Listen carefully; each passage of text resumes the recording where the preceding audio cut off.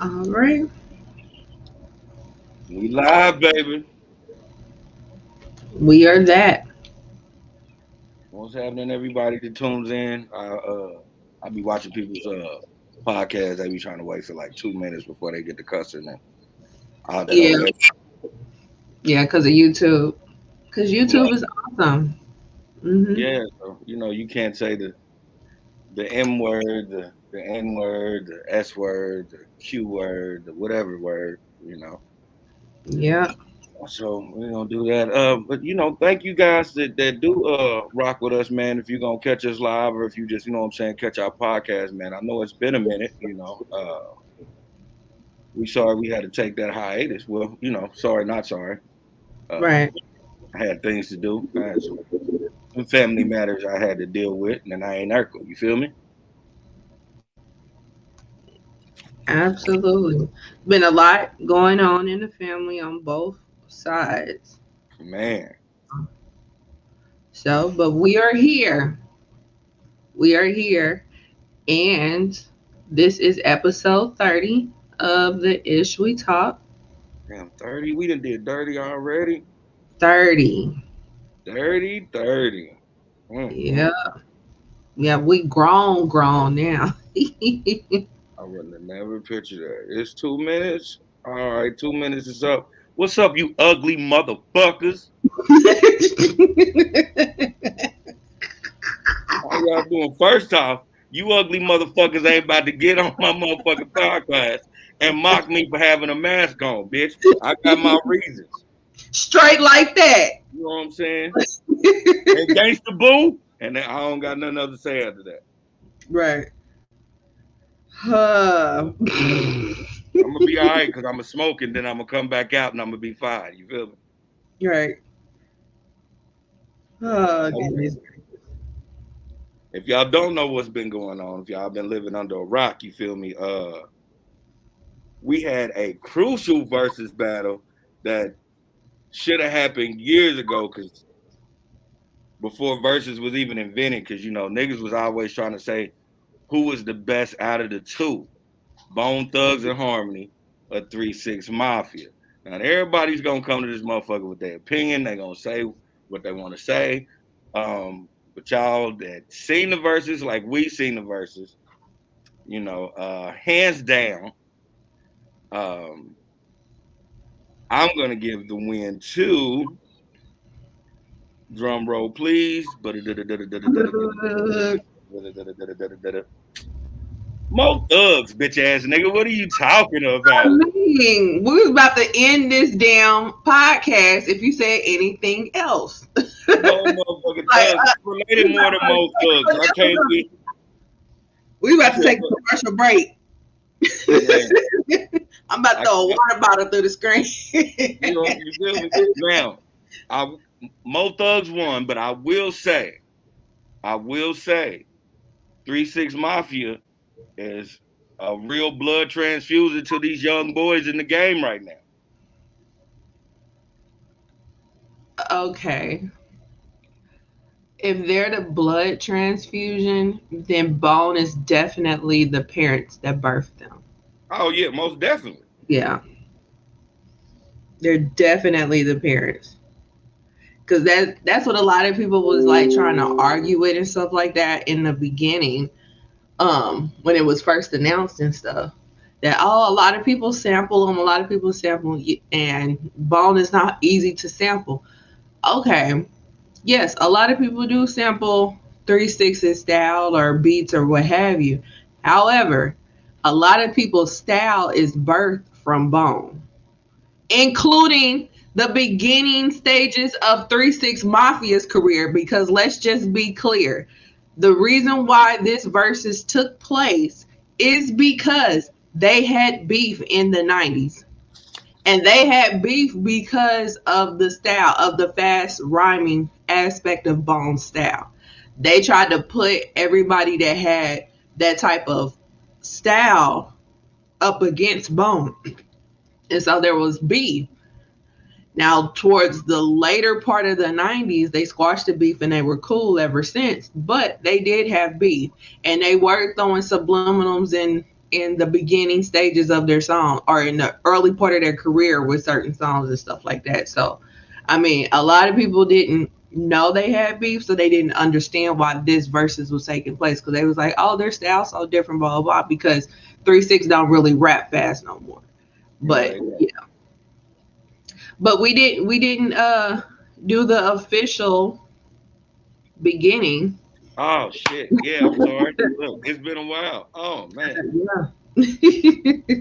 Yeah. I had to wait on that 2 minutes and then I forgot. My bad, you ugly motherfuckers. But this is the Ish We Talk. I am Lily. This is my co-host and do our everything, Lindsay. And you can catch us on Apple Podcast, Spotify, Twitter, Facebook, YouTube. Uh, Shoot, what am I missing? Stitcher, not Twitcher. Stitcher, not Twitcher, Stitcher. I'm sorry. Been a while. Yeah. Uh, Shit. Facebook, OnlyFans, motherfucking title. No, I'm just playing. Um, Like I don't know about OnlyFans, not yet, not this week.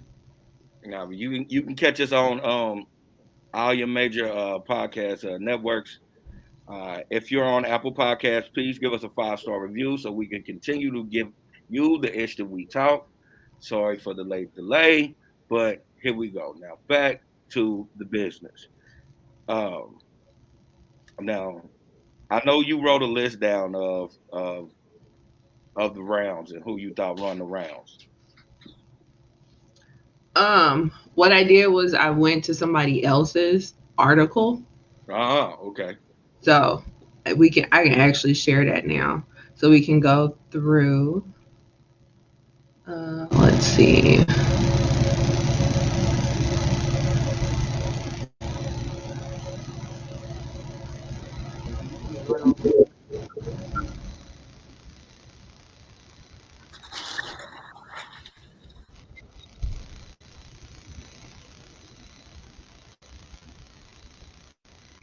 All right, can you see that? No, it ain't popped up on my side yet. Here we Okay. go. Coming? Okay. There we go. Boom.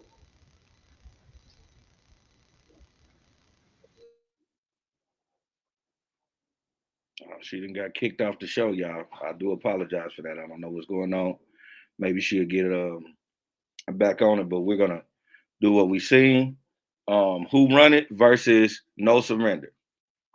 Me personally, no surrender was like way the fuck harder than Who Run It. Who Run It is a dope song. Don't get me wrong, but No Surrender, the beat, the cadence, how they got, you know what I'm saying, how they had the devilish undertone of the No Surrender. That shit was just hard for me. That's the little lady running back and forth through the background. Big Jazzy. All right, I'm back. I don't You back? know what happened, but yeah. So let's try this again. All right, I already let them know who I feel won that first round. I think I wrote some shit down. What did I write? So, yeah, I did. Yep.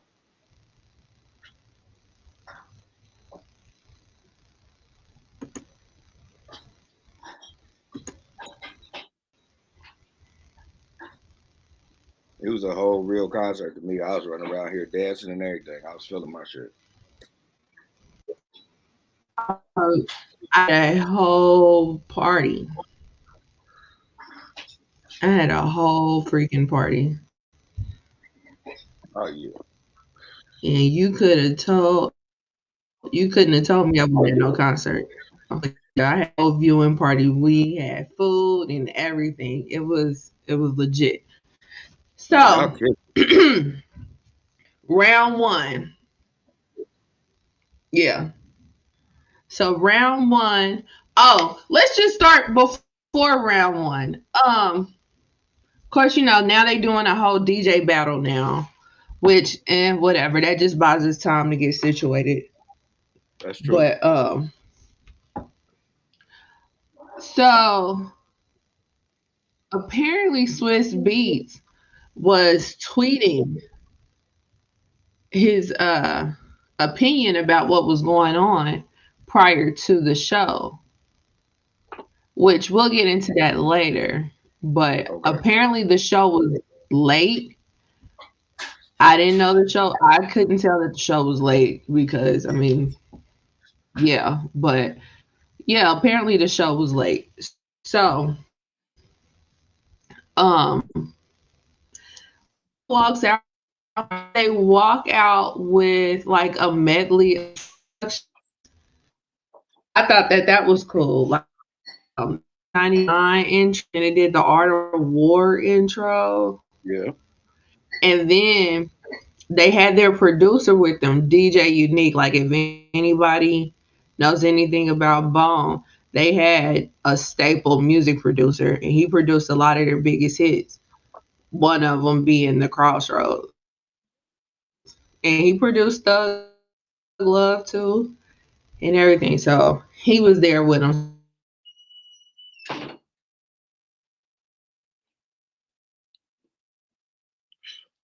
they walk out. They had a clip. So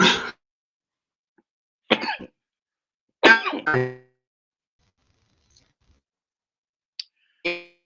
oh, You said what? okay. So round one, they had Fat introduce them both and to see who would go last.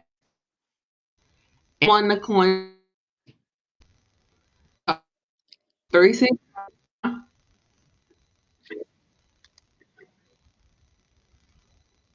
You okay? Nah, you breaking up cuz I can't I hear you. said they did a coin toss to see who would go last. And hold on.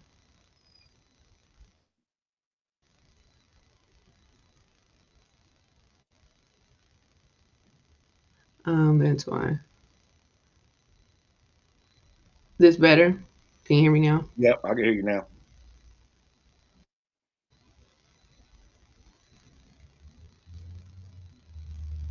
Hold on.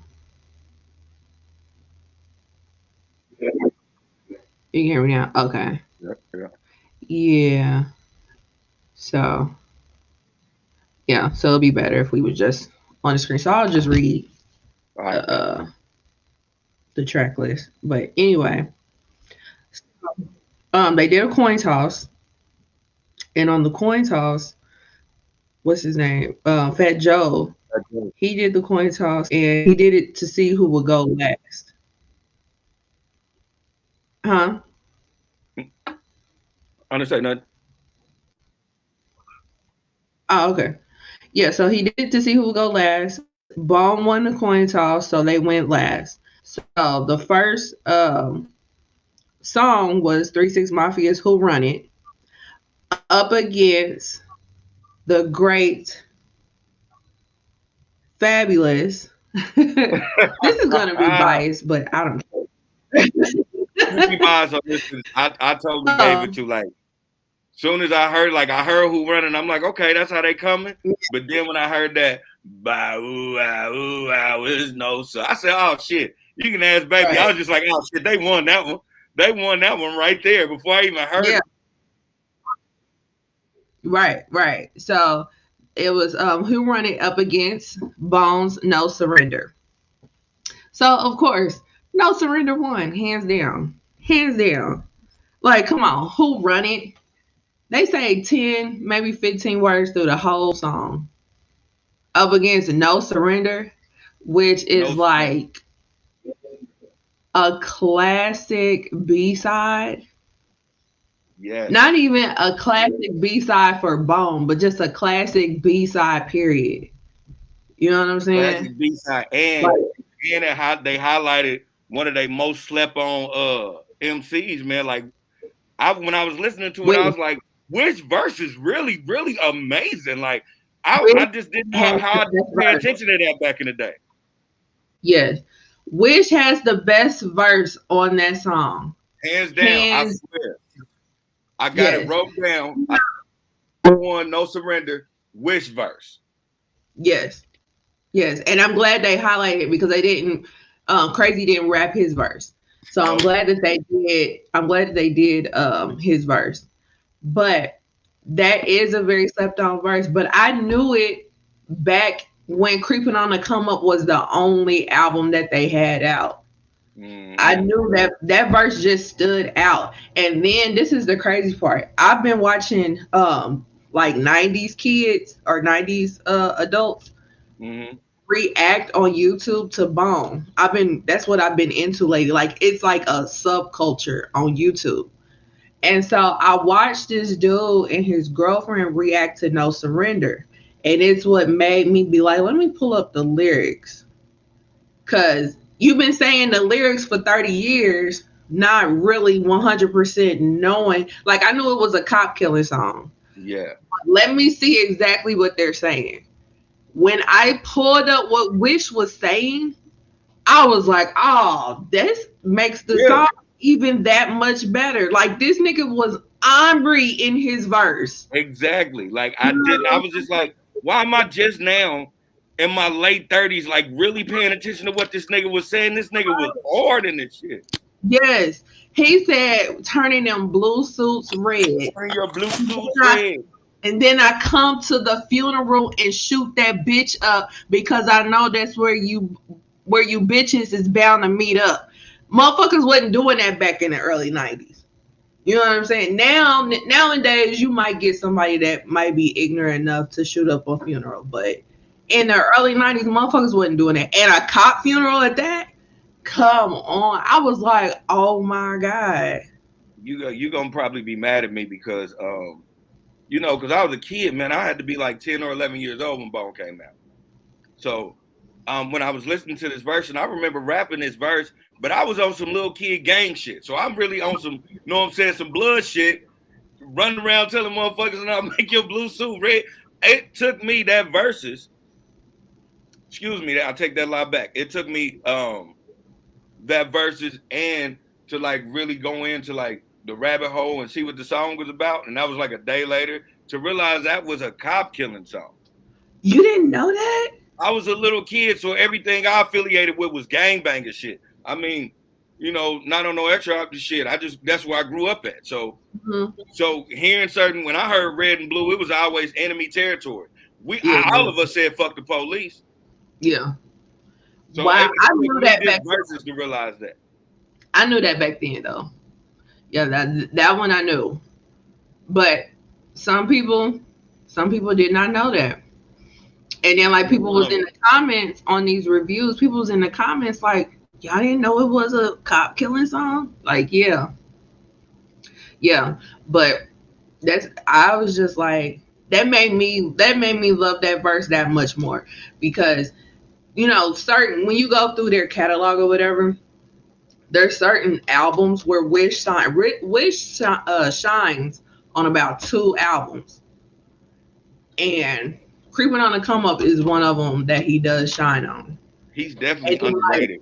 yeah, and then like Flesh, he shines on that album too. I want to say he shines on Resurrection, but Okay. yeah, but like Wish, like people be really sleeping on Wish. Now Wish he got some subpar verses on some songs, That's what I was about to say. Like but Wish and Busy are the same way where they let their own self down. hmm yeah, yeah. But it's like with Wish, he can he can run with the best of them and it be no problem. But with his peers, Yeah. he's the one that is not his light is not shining as much as the It's rest not of up them. before. Did you because I went down this rabbit hole. Did you see that drink champs with crazy? Uh huh. So, um watching Wish's career, you kind of know that because Crazy said it. Wish was really that nigga out there.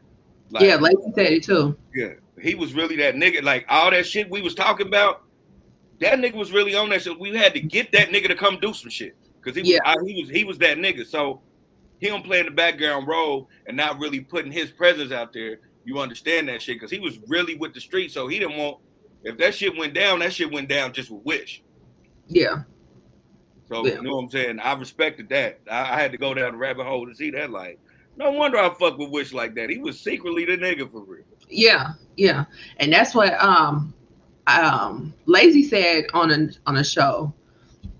Excuse me, somebody had told me about that he had said it too, and they was like they really had to convince him to get out the streets and do Yeah. this rap for real because he was not going to do it. I'm glad he did. Thank God he did. But I was like, I definitely believe it. I Mm-hmm. definitely you could just tell he just got that look that he was like, I ain't with this rap shit for real. I'm gonna do it, but Yeah, let one the thing go camera never was wrong. for him. He never wanted to be in front of the camera. Yeah, He wanted to slap the right, shit out the nigga in the background. right. Which would make sense why his solo album never came out. You know what I mean? Mm-hmm. Mm-hmm. So, but yeah, so kudos to him. But yeah, no surrender one. And then you could tell by the crowd, like, because I've watched it twice already. I watched it live, and then I watched it last night. When I watched it last night, I was paying attention to the crowd. And yeah, the crowd was like cool on Who Run It. But as soon as that voice quarter hit and started going no surrender, that crowd erupted. Me too. Yeah, Me yeah. fucking too. I ain't Me, gonna lie, right, cuz I'm as right soon as there I with heard it, I him. jumped up like, nigga. Right. I'm like, this how y'all starting this shit? Oh, y'all with the shit for real. Okay. Oh, this a battle for real. Yeah. I You said, know oh shit. I ain't gonna lie. Shit, baby will tell you. I straight up was like, give me something to write on. I got it. That one, hands down. I need to write that what day. I'm saying? Right. Like that just totally won. I was just like, oh yeah, absolutely. Absolutely. So round two. 3 6 Mafia tear the club up 97 versus Bone Thugs Body Ride. Tear the club up. Yeah. Tear the club I up. had to give it to him for that too. I was just like, Body Ride is a cool song. It ain't never been my favorite. Not mine either. Yeah, I, it is another cop killing song too, but yeah. But it was it's never been my favorite. Body Rock was more made to play in the club, and that I think Yeah, that's why I never really fucked with it because Bone always been dark to me. So yeah, I never wanted unless it was like some some like unless the beat was methodical, I always wanted to hear real rhythmic tones from them. And that shit wasn't rhythmic for that didn't do it for me. yeah, yeah. Like it took me a minute to get on the Body Rock thing, and I think it's because when Art of War came out, I wasn't driving, but when I started to drive and I played it in the car, it sounded way better in the car. Mm, So, cause like that motherfucker ring in the car. You won't skip it in the car. I'm gonna have to try that then because right Yeah. now I'm like, yeah, I Especially ain't when never the like beat that. start. Especially when the beat start and that boom boom boom boom. Like, yeah. It rings in the car. But I was just like, tear the club up. You gotta give it to them for tear the club up. Now they did subliminals because tear the club up 97 came out after they came out with Look Into My Eyes. Mm-hmm. And they did a subliminal. When I look into your eyes, all I see is coward or something like that. Mm. Something to that effect. So I always caught that and I was like, these raggedy motherfuckers. But anyway. Oh yeah, we gonna wait for that because I know Yeah. you have the best stuff. Yeah. So All right, so we got that. Number yeah. what number three was what? So round three, we have 3 6 Mafia hit a motherfucker versus Bone Thugs and Harmony look into my eyes. Hit a motherfucker was hard, man. Hard, yeah. I'm not even on front because I even like the video because I was telling them when the people were here Thursday, I was just like, have y'all ever seen the video for Hit a Motherfucker? It was all WWE clips, Yeah, the whole video. So I always liked it for the video. hit him. But look into my eyes though, gave Bone like I don't know. It was like Bone was already hot for us, but I know that was the internet. That's when I started seeing them niggas on commercials and shit. Yeah, because Look Into My Eyes was on the Batman and Robin soundtrack. Yeah. and it was also the lead single for the Art Award. But it's so crazy because Crazy has two verses for that song. He has the radio version, which I'm sure was on the Batman and Robin soundtrack, and then he has the version that's on Art of War. And I was so happy he rapped the Art of War version because the Art of War version goes so hard. But Look Into My Eyes is one of the ones that ring off in the car too. Look Into My Eyes is a banger, hands Yeah. down. I can't. I got. I got Look Into My Eyes, but then on the bottom of it, I got hit a motherfucker though. It's like Yeah. that song is hard as fuck. Yeah. So I It don't is. know. Can we give it? Can we give it a tie? Nah, we can't give it a tie. We gotta no. I gotta give it to We three gotta six. be an adult. We gotta be an adult. I gotta give it to 3-6 then. Just because what this versus is about. Now, if Mm. it was about international fame, then yeah, I would. You know what I'm saying? Because they didn't get international from that. But No. nah, this is about the slap. Barely got what they got from that, Yeah, to be honest. right. So yeah, no. 3-6 won that. All right. Fourth round. What we got? Hold on.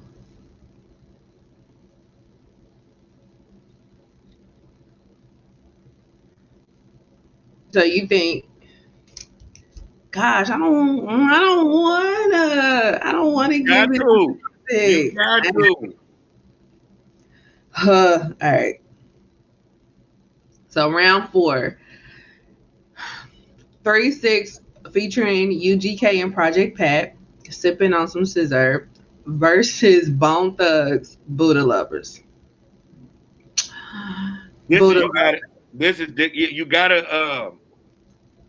you gotta separate it. I hate that they put them two together because Buddha Lovers is a such a great song, and niggas that just love weed, they're gonna pick Buddha Lovers hands down.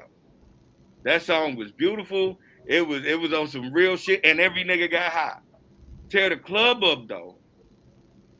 Tear the club up was for them niggas that got high on every type of level, not just weed high. And then they know what I'm saying. Then they took a bottle down, and then they was on some extra shit. They might have played with their nose a little bit, and they drunk some lean, and like tear the club up was at it was when people was tearing the club up, and then when you cheat, I hate to say it like that, but when you cheat, because anytime you put a legend there that's not there no more, like you hands down give them that song because the legend was on that song. I'm not giving them that song. I'm not giving them that song either. I'm putting an asterisk on that motherfucker and saying Buddha Lover because I got Buddha Lover wrote down, but I Yeah. need to put like a star under that shit. Like, With mm. all things considered, it's still Buddha Lovers. Says Which the squarest motherfucker in the room. I'm not gonna consider it. I'm not gonna consider it a cheat because if we gonna consider it a cheat, then we gotta say Notorious Thugs. We gotta say Thug Love. We gotta say For the Love of Money. All three of them will be cheats if this is a cheat. So I'm not gonna claim that as a cheat. I What I claim it would, a cheat against the song. That's why I said it was a cheat against the song. yeah. Oh, okay. I got what you're Yeah. saying. Okay. Yeah. But at the end of the day, when you look at just look if you take away all the glitz and glamour, just look at the structure of the song. Like it for one, it's not your typical quote unquote rap song, and they're singing on it, you It was know. Drake before it was Drake. It was hard Drake singing before we even knew who Drake hard singing was. Right. And then they put it together. You could tell they wrote it together. You could tell that there was arrangements going on. You gonna do this verse? Oh, that'll be dope if you put it right here. No, put that at the end. Like you could tell that they actually took time to put this together instead of okay, we're gonna do a hook right here and you come in. Hook right here, you come in. You know what I'm saying? Like that's what I really loved about Bone. That's one of the things I really loved about Bone was the way that they structured songs. But they But a lot of people be like not really paying attention to that. But that's very intricate when you're creating a song. Is the structure? You know what I you mean? gotta yeah. I always tell people you gotta understand with groups in the '90s, it wasn't easy for them. So when they had to approach somebody to get a record deal or get anything happening, they had to be on point. Like Bone Thugs and Harmony really meant Bone Thugs and Harmony. They knew how to go bop, bop, bop. Like they put one stack, one stack, one stack, one stack. It wasn't nothing that's all over the place. Mm-hmm. All they, you know what I'm saying? The majority of their songs, you could tell that structure was there. That Yeah. was always dope about Bone. That's why Bone was able to crush for so many years like that. Right. Right. Right. So definitely goes to Buddha Lovers. And I wasn't nobody's weed smoker back then, but I loved all the weed smoking songs for some reason. And I absolutely loved Buddha Lovers. Oh man, we sung that shit all the time. When Oh that yeah. we're gonna we're gonna start Right. Straight to the wish with you give me a sack, a sack, a sack, a sack, a sack. Yeah. man. Listen. If you got a bag of tweed, what blaze it with me for? Even the fools that lit up in the backland. Just about It's about thinking of a nigga like me fucking nighttime, nighttime. that shit was crazy. Nighttime remain the same. Disclaimer. Listen, from here on out, like what was that? From here on out, y'all, we're gonna get a real biased type of vibe from Lindsay. I want y'all to know because it gets real tough after this one. Look here. So I don't think that what I have to say, of course, is coming from a biased place, but yeah. my opinion ain't gonna be necessarily biased. It's gonna be some real shit. You know what I'm saying? Okay. All right. Hey. All right. She like, yo, she don't believe you. She don't believe you. It's okay. I believe it. That's all that matters. All right. So, Okay. so then none of you ugly motherfuckers is gonna keep mocking me while I'm on here doing my set straight like that. You know what I'm saying? Nigga, suck my dick. Bah! You know what I'm saying? Like I've been What she say? Busy, you a whole hater for that. right. It's like, and you talking about that's the one that ruined your career. Y'all ain't never gonna get nowhere, bitch. But where you been? When the last time you been on stage with 3 6 Mafia, bitch? Listen, she been in Memphis doing her motherfucking thing. Don't get her fucked up. Listen, the only thing she was saying is that you know what I'm saying. Busy is the creator of his own demise because everybody knows Busy. Busy does this type shit. Busy knew what this was about. Busy knew this was supposed to be a celebration. Busy knew shit was gonna get the way it was. Not Busy fault. That shit was not Busy fault. First off, it not Busy fault? First off, you're over there mocking me while I'm doing my set, and It's a battle. I address it. And when I address it, you tell me to suck your dick. Suck my dick, man. No, you don't tell no grown man to suck your dick because I'm going to fucking try to murder you at that point. You don't tell no grown man to suck your dick. Like them is fighting words. Them is fighting words. Y'all lucky he threw what was in his hand. All I'm saying is that man knew it was a battle. He knew in battles things get heated. He turned the flame on. He just wasn't ready for the gas. Them motherfuckers act like they ain't never been called ugly before. See, now we trying to change this. See, ladies and gentlemen, this is what I'm talking about. Now this is the fight.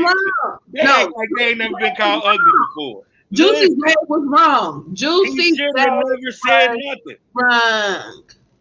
I'm gonna tell you just like you used to tell me.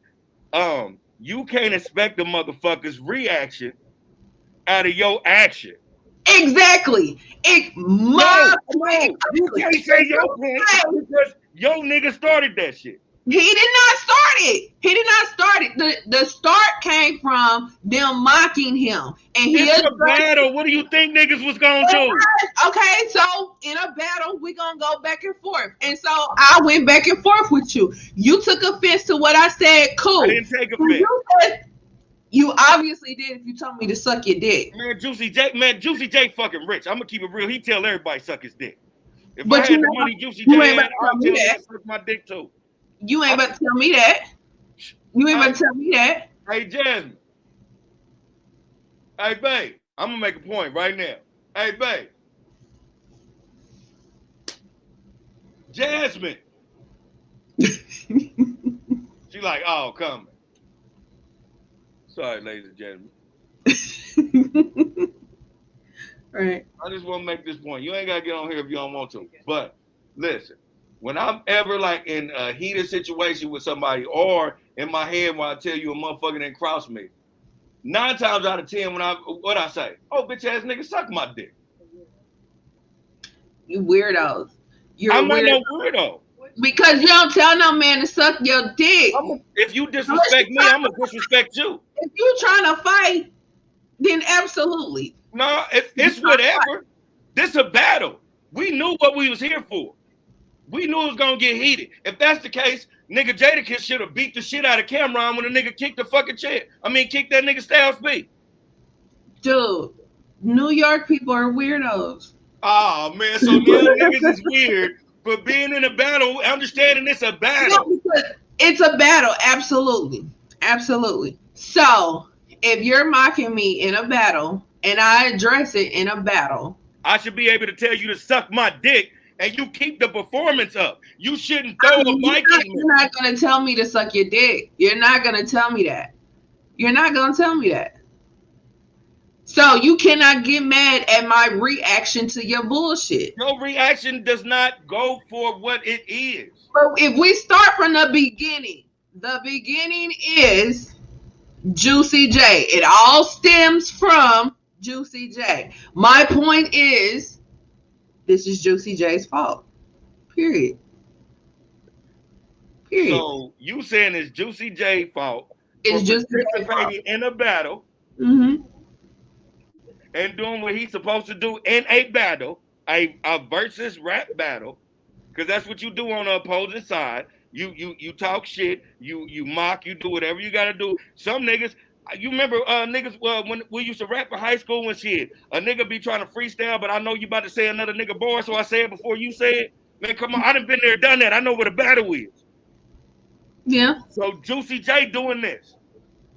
At no point should you fucking throw the bike, throw a water bottle, and get the fucking tripping.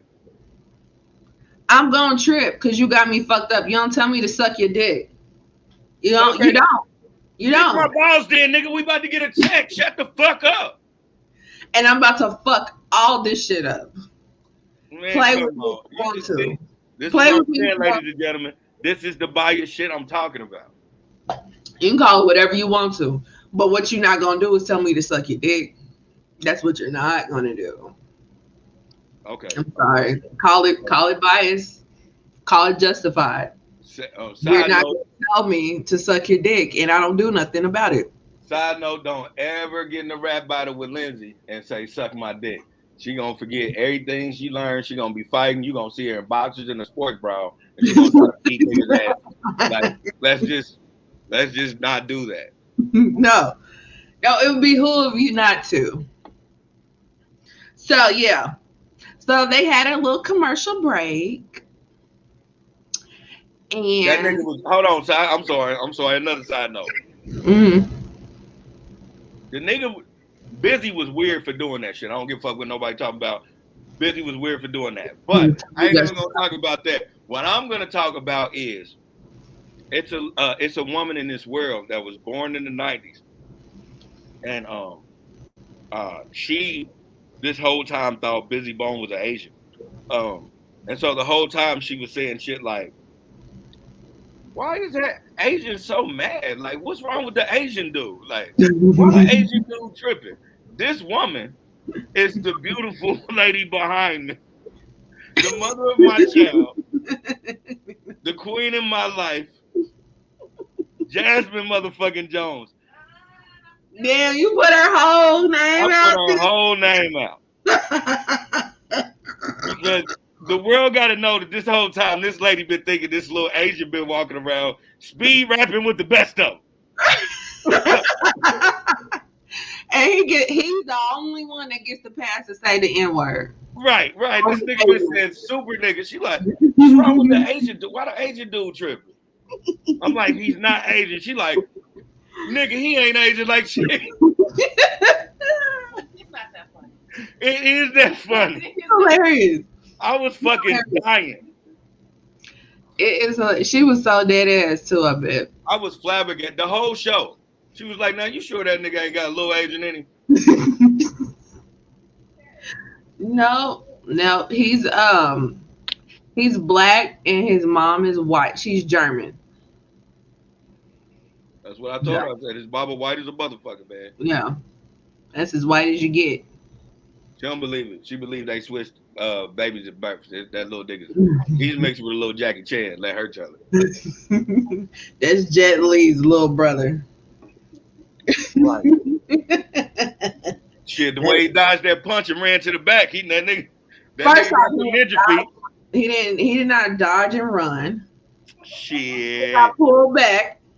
He got pulled back. Run the tape. He got pulled Run back. the tape with his little ducking running ass. That nigga, hey, I love Bone, but I'm just saying. He did not run. He got pulled back. He got This is pulled why, back. this is why Lazy used to say, man, that nigga's not coming up to the show today. This nigga fucking up the money. Yeah, they was giving Lazy the MVP award because he was the only adult on stage. But Lazy always been the more business minded one. And it's crazy Yeah. that nigga's name is Lazy, and he's more business minded than any of them motherfuckers. So, what you want his name to be? Business Bone? He should have been Busy Bone. He was Busy Bone until Busy And then he became a changed group. Yeah. And he changed to Lazy. Yeah. He should have stayed Busy Bone. Yeah. And somebody else changed their name too. I want to say Crazy was Wish, or Crazy was Lazy. Crazy was Lazy. Yeah, you're right. Cause I've seen that. Yeah. So I just like when Crazy always called herself Leatherface. If I Yeah. heard Leatherface on the verse, he knew that Leatherface. verse was about to be murderous. yeah, yeah, A yeah. I motherfucker can't. named Leatherface. Hey, so the nigga ran this away. Said he run that away. I guess he didn't know because he got away. I Yeah, said, this nigga's crazy.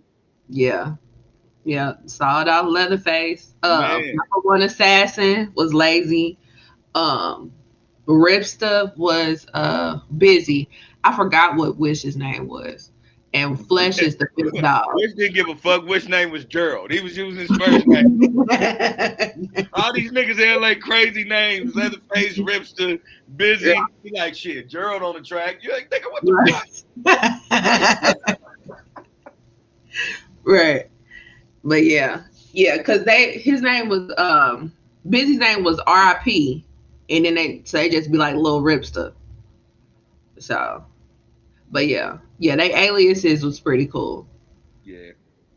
But yeah, so that was round 4. Back to the regularly scheduled program, y'all. Yeah. So after the small chronic break, they went they came back. It's minus Busy, and they did round 5. So 3-6 Mafia did Ass and Titties up against Bones, The Days of Our Lives. It's The Days of Our Lives for me. That's another song where you look at the structure of it and it's like, damn, they really spent time and actually was like, we're gonna do this together and blah blah blah, because they shared verses. You know what I mean? You right.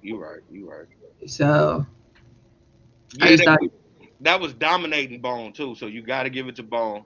But like, if we just gonna if we gonna do like what the streets wanted, the streets gonna say 3-6. the streets would say 3-6, but I mean, if you just look at it as a whole, especially at the time, because like Days of Our Lives was in Set It Off. Mm-hmm. You know what I'm saying? It was on the soundtrack and it was actually played in the movie, and it was a big deal. The video was dope, all that. Like that was a big deal back then. That song was huge back then. They was coming off of Crossroads. Yeah. So excuse me. Yeah, so it was a big deal. Um, what else? Ass and titties is like, okay, ass and titties. Ass and titties. Yeah. But you know, a lot of people gonna tell you like that's what niggas was like. That's the thing about verses. Is you gonna have that one sided type of vote. They're just gonna be like, nah, the niggas was playing ass and titties. All the niggas in the hood was playing ass and titties. But nigga, Days of Our Life was everywhere, nigga. Like the Yeah. world. Like, you know what I'm saying? So that's why I have to give it to Days of Our Life. Cause that was like the world, Craig. The world. Yeah, the world. And then when you buy the album and you get that intro, you know what I'm saying? That intro was humongous. Mm-hmm. You know what I'm saying? Like that make like you already like the song. And then when you hear the intro to the song, it's like, damn, because it's the surface song. You know what I'm saying? And then again, it's coming right off of Crossroads. So it's like we already used to boom, boom, boom, boom. But then they like remixed that and it was like, damn, we didn't think it could get no better than this. Man. You know, and they outdid themselves. So yeah, definitely bone. Let me tell you what happens when a nigga get money. Cause see, the original Crossroads was already a a classic, a hood classic, a Yeah, fucking that shit was a monsoon of a classic. Everybody loves Crossroads. And right. then when they did the number two Crossroads, Hmm. that shit was crazy. Especially with like if you watch the video when they do the church song Yeah, before, and then that shit was crazy. yeah. And then Days of Our Life, it was like I don't know, man. If you could make a sandwich, that would have been a perfect one. Yeah, yeah. You're right. You're right. And it's like, I had a friend say the other day. He said to me, "Do you have you heard the original?" I'm like, "Of course." You know, I actually like that one better. And so he was just like, "Man, that song is so sad. It sounded like they came from the funeral and went to go record." Hmm. And I never heard nobody put it like that, but it's like, yeah, it is pretty freaking sad. I don't Yeah, know which one is sadder, but they both dope as hell. yeah, They they both they dope they as hell. both great I grieving songs. Yeah, I just hate the fact that like I get it for money purposes. I get it, but I just hate that they replaced the original Crossroads with the Crossroads Hmm. on the album. You know, they could have just added the Crossroads at the end. They didn't have to completely replace it, like because now it's like hard to find. You Man, maybe can find it on YouTube. you gotta really have the EP, man. If you don't have the EP, you never heard the original. Or the original CD or tape, you know. Yeah. 'Cause when I first got it, of course, it was way before the Crossroads came out. Like first of the month was still a big deal, and I had the tape, so I knew it from that. But my tape popped, Hmm. and so which that's a whole story in itself. Then I ended up getting another tape, and I was rocking with that tape, and that tape had the original Crossroads on it. But then, like as an adult, I was trying to find the CD when we were still buying CDs. I was trying to find the CD with the original Crossroad on it, and I thought I did because on the back, it where it tells you the track listing, it Hmm. said Crossroad. The one that everybody knows is the THA Hmm. Crossroads with an S on the end. The original one is just Crossroad. So this one said Crossroads. So I'm like, cool, buy it, and it's the Crossroads. And I was like, damn. So yeah, But I was lucky. but I bought the single when the Crossroads came out, and when you buy the single, it had the original Yeah, Crossroads. So I do still got it. It's just I don't got it in the album. yeah, I was lucky. I was lucky. I had excuse me, I had the Thuggish Ruggish Bone EP, so I had Crossroads because that was the last song on that EP. Oh. Yeah, so a lot of people don't even know that. Like Yeah. when Thuggish Ruggish Bone came out, um, they had a So you six bought or the seven single. song. You said what? You bought the single Yeah, because because Coming on a Come Up was the EP. yeah, creeping on the come up. I mean that one that was. You know what I'm saying? That's the one that had the original Crossroads before first of the month and all that.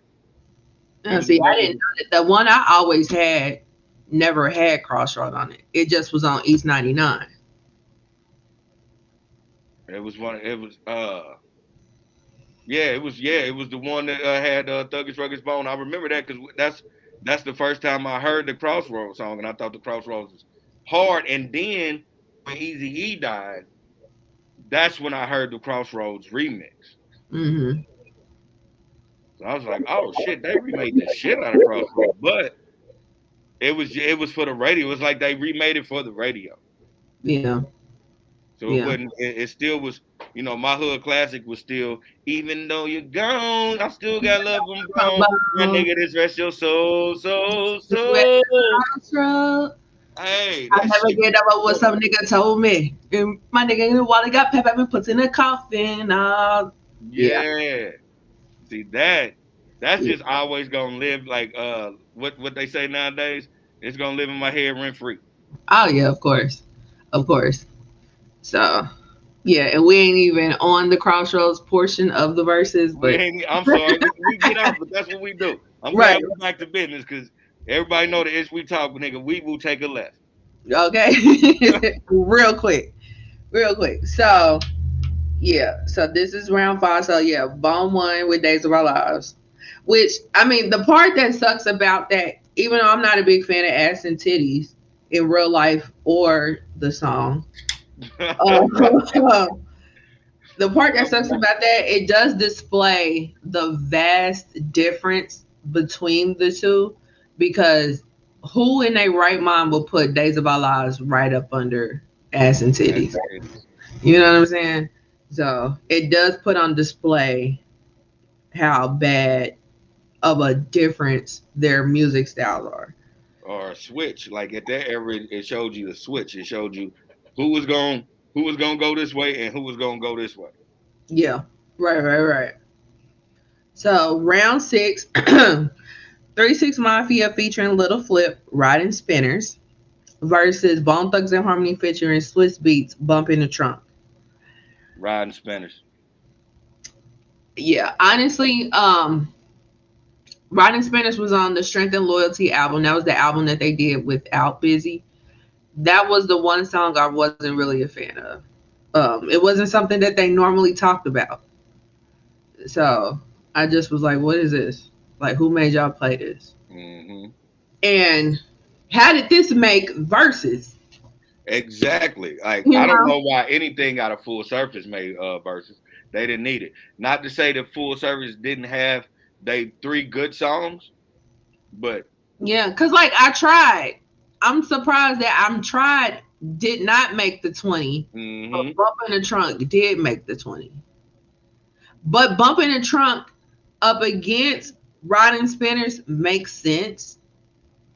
So maybe they was like changing shit on the fly, like or saying, "Hey, I know they're gonna play Riding Spinners, so when they do, play this." You know what I'm saying? Because Riding Spinners was a big song. Well, not a big song, but it was a hit for them. It was yeah, I was about to You say know? it was a major hit compared to Bone Shit. I don't even think was Bones Bump in the Trunk ever even a single. It was that's why I was like, I don't know what I'm saying. I don't think it was ever a single. Yeah, Like I I know the song from being a fan. you're right, right. Like I knew the song, and I knew that that was a song that I didn't need to listen to again because it didn't resonate with me, and that was nothing that I listened. I didn't go to Bone for shit like that. So Right, right. so yeah, so 36 Mafia on that one. So which is so funny because this breakdown that I'm looking at gave it to Bone. That's That's the funny part. I gotta stop listening to internet niggas, man. Internet niggas be lying and they weird, Yeah, or they were like born in 1999, so they don't really get the concept of shit. yeah, yeah. I didn't. Now this is where I'm like the cheating is starting. Okay. Hold on. Let me go back to it. Okay. Round seven. Gangster Bulls, Where Them Dollars At versus Bone Thugs Resurrection. This is a Gangster Bull song. This is not a 3 6 Mafia song. But she is a 3 6 Mafia affiliate. No, she's 3 6 That's Mafia. what I'm saying. It like so. Excuse me, I said that. I said that wrong. Excuse me. She's 3 6 Mafia. Her album is a 3 6 Mafia affiliate. She should be able to play that. No, if we're going group against group, why are we playing solo shit? If Why it are we was a hit, It if was it her was, only hit. It was her only hit. exactly. But that's where I'm like, y'all cheating. Because y'all don't want Busy to go into his solo bag. Y'all don't want Crazy to go into his solo bag. Because if we going into solo bags, we can do this. They want Busy to jump into a solo bag because Busy only had what one single that charted or like did good. I know He Crazy had, has. he had an album a couple years ago that charted. Like, let's not do Busy like Get that. the fuck out of here. No, legit. He had an album with like in 18 that charted. What I'm His saying, but a not hit the though, album a charted. hit. Give me a single out of He Busy's had, album he that was had a hit. on Heaven's Movie. He had the When Thugs Cry. He had Nobody Can Stop Me. Those were two. Those were two that were hits off of that album. Now What the the numbers song. look like? Now the song that I don't know. That was like '98. I don't remember. Now the song that everybody loves off of that song, which is arguably the best song off that album, because Bone was playing B sides too. We can talk about what's that song called? Demons Surround Me. Mm-hmm. That was a big B side for Busy. You know what I'm saying? So we can go into a solo bag if we Nah, want to do this. we Now can't go into then a solo bag with let's not Busy if even it comes talk to hits about though. but let's not even talk about Crazy solo bag. Crazy went platinum off his first solo album. That's what I'm saying. Crazy is the only one that can get in this bag when it comes to that. When compared to the two, because Because Busy Busy can can, I go. mean, Lazy He can can get on some go. shit too. Yeah. I don't Lazy remember got real hits though. I don't remember what Lazy's album did, but his first album, that L Burner album, that was a big deal too. But Busy went gold, Crazy went platinum. If y'all want to do this solo shit, we can do this solo shit. Cause I don't know nothing on Juicy J's solo that did numbers like Crazy. Maybe bands. I was about to say, are you crazy? Maybe Are you bands. fucking crazy? You were really biased, cuz. Dude, Like, are you fucking what crazy? what did they Juicy do? J? You What did talking they about do? What did Juicy J's songs do compared to Crazy or Busy? Besides bands. Juicy J has produced hits after hits. What are you talking about? I'm talking about his solo efforts. Bands alone is the shit. I said besides bands. What we got? Because it was a song right before bands. I forgot what I forgot what the motherfucker was, but I know that shit pushed way more numbers than these two niggas in his career now. Oh no. We got to go numbers. I'm not saying because you're looking at it as a We fan. can't even go. We can't even go off of numbers because again, Bone was playing B sides that was rocking the house. So we can't That's 100% go cool. off of hits. That's We gotta cool if we go. can do that though. That's cool that they can play B sides because that means as the culture for real, the real underground culture of it all really still loves Bone.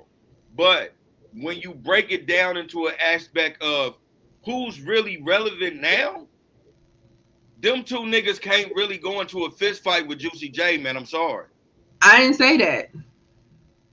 I didn't say that. Okay, because it seemed like you I were seeing both know. them albums is fucking with Juicy J, and I'm like, not really. I'm talking about like numbers compared to what they did. Cause like let's be clear.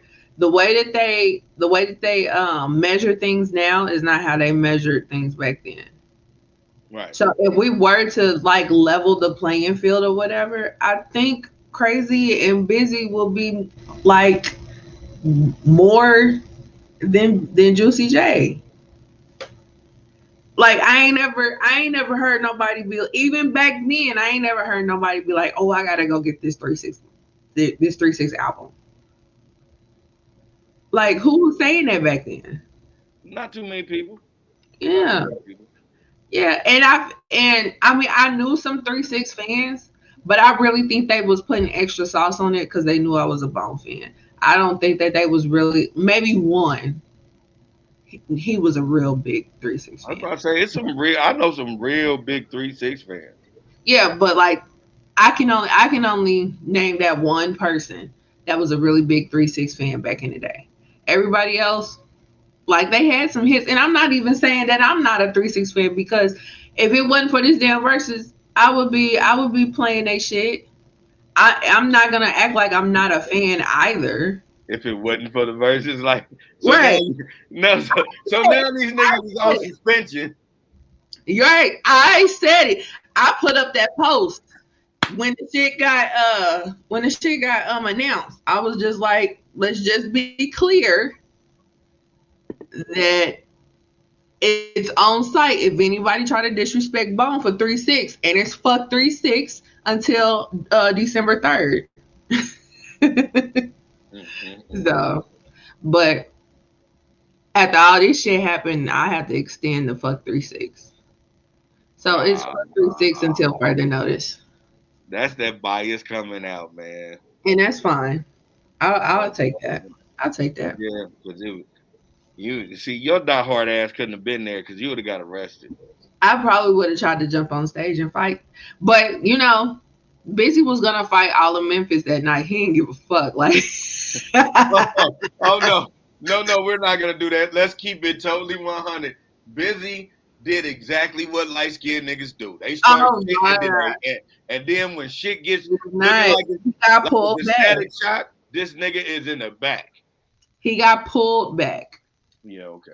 He got pulled back. And I've been arguing with people all yesterday about this shit because they was like, oh, he just threw a water. I said, he threw what was in his hand. Y'all act like he went over to the side of the stage and there was a knife option and a water bottle option and he chose the water bottle. Well, why No. is even the He threw what option was to in his throw hand. anything? He threw what was in his hand. Like, I don't understand why people don't But understand. why? But why? What was the reason? Fucked up.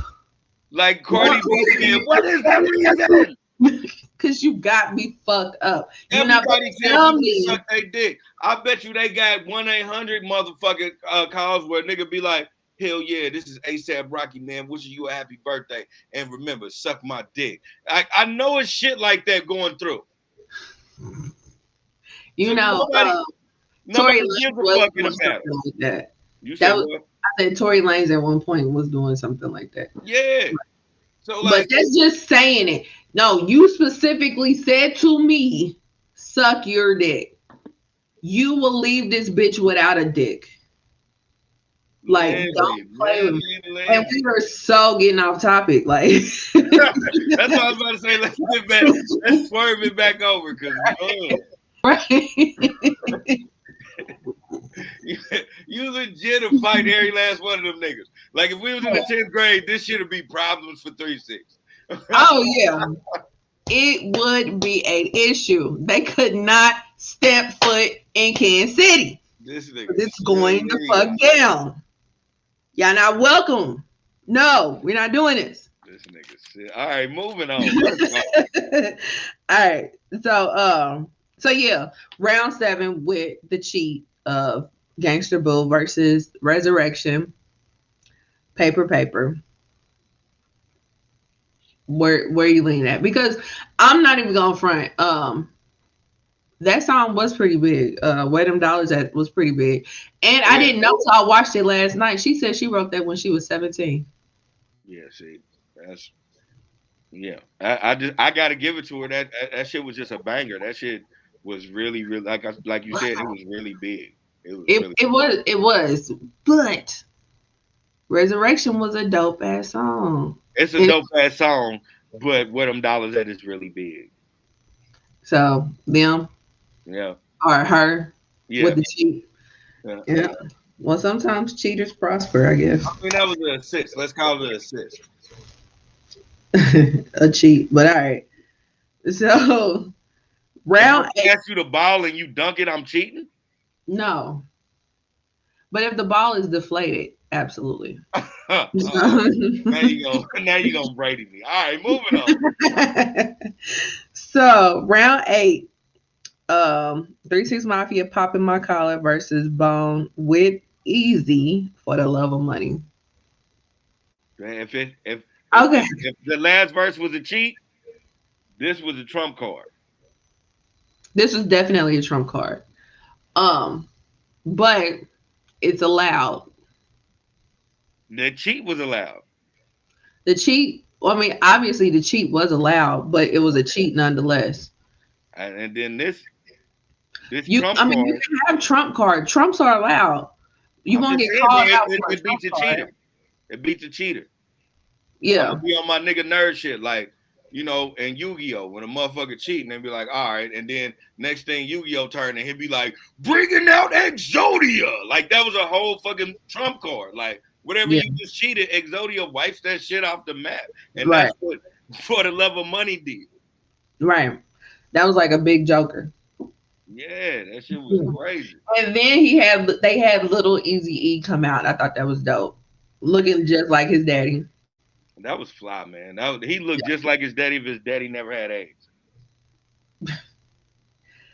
Yeah, that's a whole nother story right there. Yeah, we just gonna get on that. He was little as a motherfucker, y'all. He was frail as Yeah, fuck, yeah.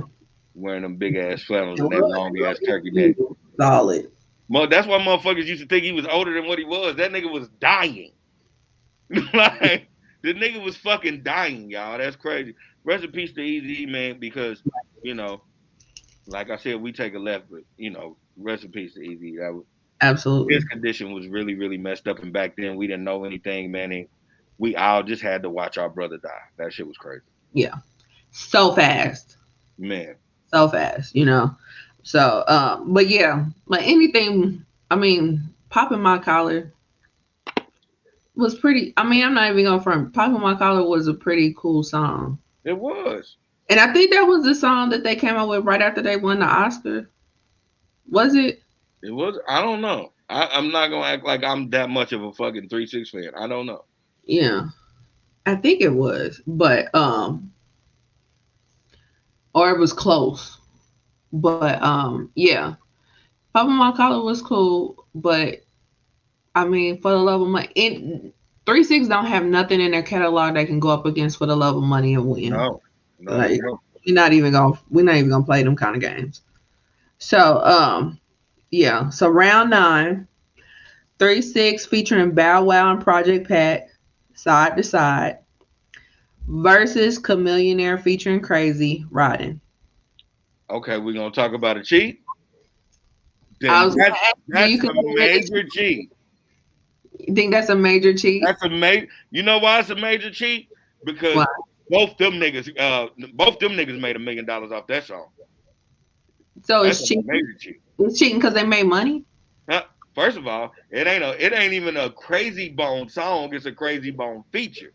Right. So that is a cheat. I give it to you. Gangsta I give Blues, it to you. Gangsta Blues in 3-6.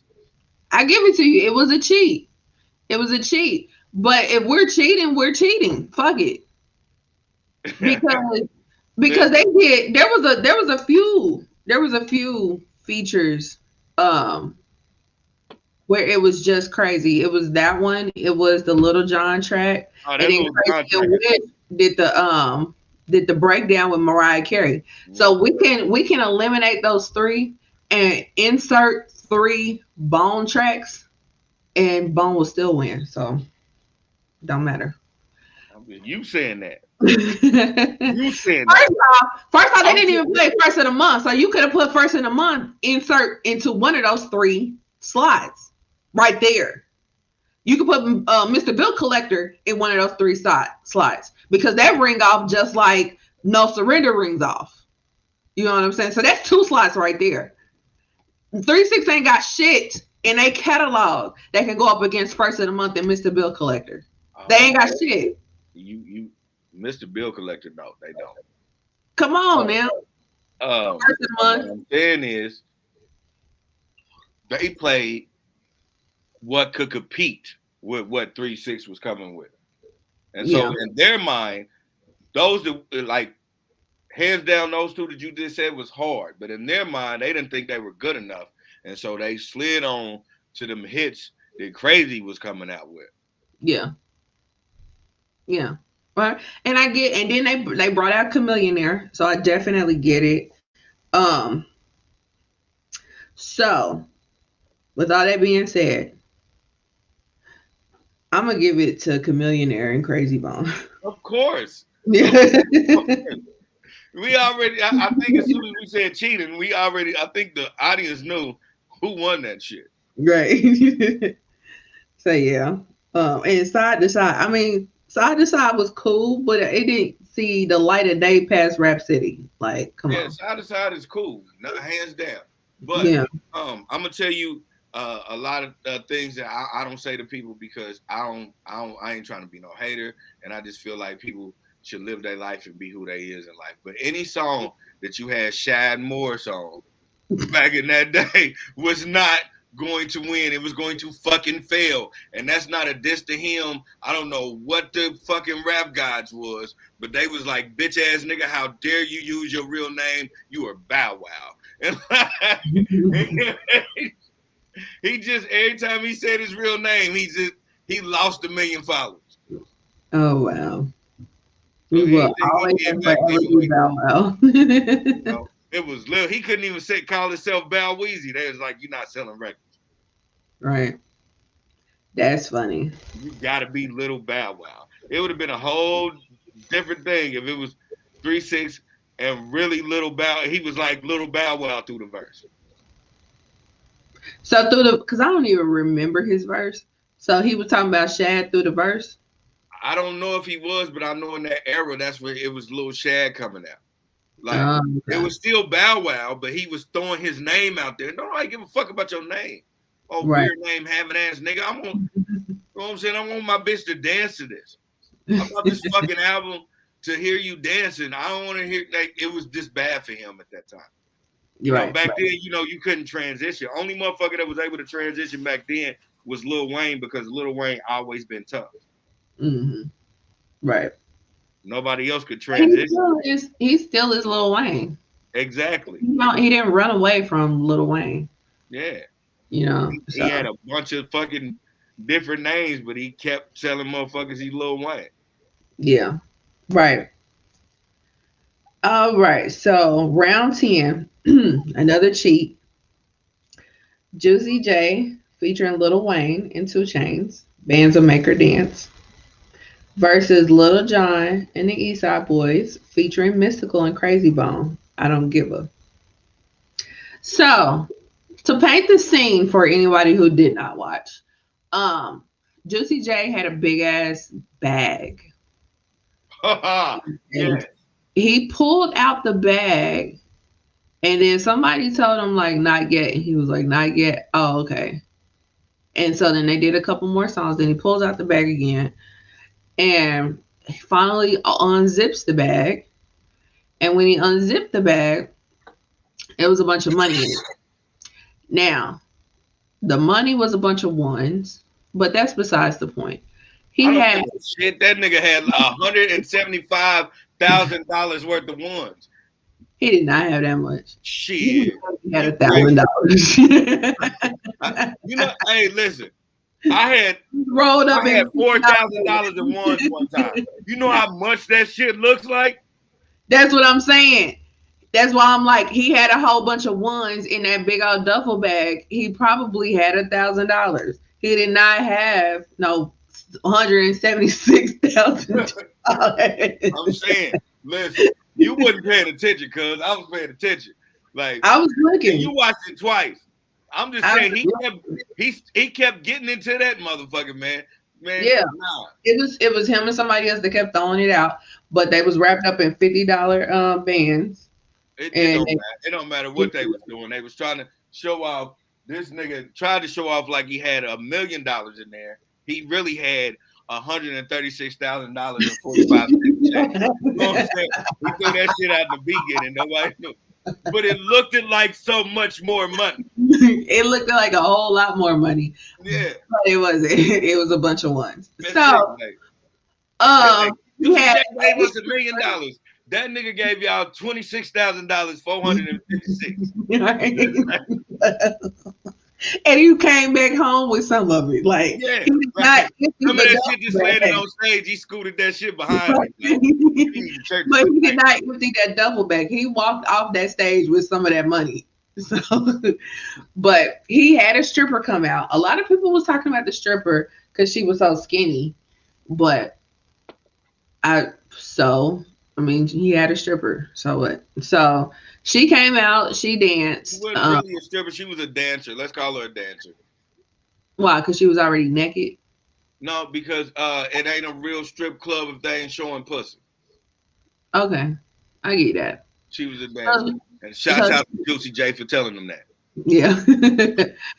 so yeah, she danced the song, and then they had Lil Wayne come out, and Lil Wayne did his verse, and I was just like, damn, Lil Wayne. So it was dope. So Yeah, hold on. You can't. Nope. Hey, I'm sorry, ladies and gentlemen that are watching this.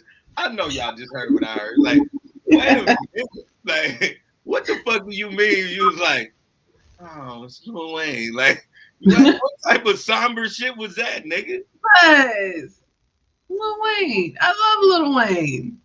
You can't go against Lil Wayne. Exactly. Exactly. You knew Like, like oh. you hated to let these niggas have any type of victory. Well, they had a victory on a cheat, and they didn't have a victory because it was Juicy J's song. me, It was Juicy J's song. Yes, a Juicy J, not a 3-6. Anyway, so nigga, we just played at Lil John and the East Side Boys, and then no, no. Hold on, time out because I didn't get to that part yet. Okay. So after they get done, Lazy, because Lazy is kind of narrating the whole verses. He was like, yeah. Yeah. What did I say? Narrating. It must be a Cleveland reference because narrating and narrating, and I don't know. I can never say that word right. All right, let's go. Yeah. That's what they say in Cleveland. I'm sorry. Right. Carry on. He was being the MC. How about that? There we go. So while he was MCing, he said he spoke to Wayne, and he was like, that song is cool, but we don't give a fuck. And as soon as he said that, boom, boom, boom, boom, boom, okay, they pulled out Little John. Yeah. I thought that was so dope. So yeah, so bands up against I don't give a fuck. I gotta give it to bands. Why? I gotta give it to bands because bands that make her dance sold so many singles. It was a real it was a super hit. Even though I don't give a fuck was a super hit in the city or not in the city, well in the country, bands that make her dance, you could play that shit in North Korea and them little skinny ass Asians that start twerking. But I think that's thanks to Miley. I don't give a fuck who it's thanks to. Yeah. Hit it from the side like a motherfucking bass drum. That no. That you gotta give it to that. I don't want to. And I think it's a bigger hit to me because when it came out, it was right before I moved to Atlanta. See, So when I got to Atlanta, it was ridiculous. It was fucking ridiculous. just saying. So and then it's one of Crazy's best verses, like, or best features. Like killed he killed I don't give a fuck. He did. You know? He did, hands down. I'll give him that. He destroyed that shit. That shit was hard. To Yeah. this day, You forget Mr. they was on. even reference that in the club song because I've seen it. Like when they do that little Hot 20 shit, or whatever they do on these little music channels, they'll highlight Crazy's part. Mm-hmm. They know what I'm saying. Everybody's shit was good, but they'll go right to Crazy's part. Crazy's Yeah. part was just fucking dope. Yeah. And then how they did it in the video, shit, that shit was dope as fuck. Yeah. And it's like you forget Mystical's even on that song. You really fucking do. But that's not downplaying Mystical. It's It's not. really because back in that day, everybody was more visual, and everybody, even niggas that had TVs in their car, played the video version. And so you just loved everything that Crazy was fucking doing through the fucking video. Yeah. And so Yeah. that's what downplayed everybody, because Crazy was really crazy fucking bone. This nigga going around Pouring that shit. whole Yeah. bottles out on and niggas just holding cups up. They don't give a fuck. This Right. is really I don't give a fuck. Right. Right. He was fucking it up. Yeah. If I will really fuck the club up was a person on that video. Right. I get Right. everybody in this motherfucking wasted. Nigga will break a wall in this motherfucker. Okay. Because I don't give a fuck. Man. Yeah. Yeah. So, um, huh? But it's still bands, man. Still Man, bands. I don't know. We're gonna have to do It was a rock slapper in paper. Atlanta. It was a slapper all through the Midwest. I could guarantee you it was a slapper in Cali. You know what I'm saying? But But I don't know. it took forever for it to even get played on the radio here. Mm-hmm. It took forever. Come on, we gotta do rock paper scissors on this. All right, you ready? Okay. All right. I won. You seen me before that. We gotta do that again because you seen when I was about to bet. No, I didn't. Cause you like it was cut off where you was. I only saw the top. All right, whatever. Yeah. All right, we'll take your shit. But I bet you, look on the article who won that. Bone Bone won it on the article? on the article. Bone won. Wow. I Yeah. wouldn't I wouldn't have gave I ain't gonna lie. I just wouldn't have gave it to him because I know bands will make her dance way string way more so way more singles. Yep. What he says is if you couldn't tell from my previous criteria, which determines whether you can slap someone to a song or not, I'm a bit of a crunk aficionado. I do not deny. Yeah. Yeah, I If do we, not. if we were gonna go into that category, then yeah, but it wouldn't go in crunk for crunk. No, So I but can give it we to not. him on that. But I'm sure because of what he's saying in here, because there was other stuff that we picked Bone over 3-6 that he picked 3-6 over. 3-6 was crunk before crunk was crunk. You know what I mean? Exactly. So if what he's saying is true about him being a crunk aficionado, then this makes sense for him to pick this. Okay. All right. So All right, I'll give him that. yeah, because I mean 3-6 definitely was, because I was telling them Thursday, I was just like 3-6 was Nuck If You Buck before Nuck If You Buck. Exactly. You know what I'm saying? So that was their whole MO. They came in there to fuck some shit up. right, I bet you won't hit a motherfucker, tear the club up. Come on, like they had them songs to where you will fuck somebody up. So yeah. So round 11. This was the ultimate cheat. Project Pat featuring LaChat and 3-6 Mafia Chicken Head versus Bone, Thuggish Ruggish Bone. Project Pat is nobody's 3-6 Mafia. He's not, and he'll tell you that. He say, nigga, that's his Juicy J's little brother. You know, Right. Right. he only got in the He's rap game because he affiliated. seen them niggas was making money. Like, Right. He's affiliated, but he's not 3 6 Mafia.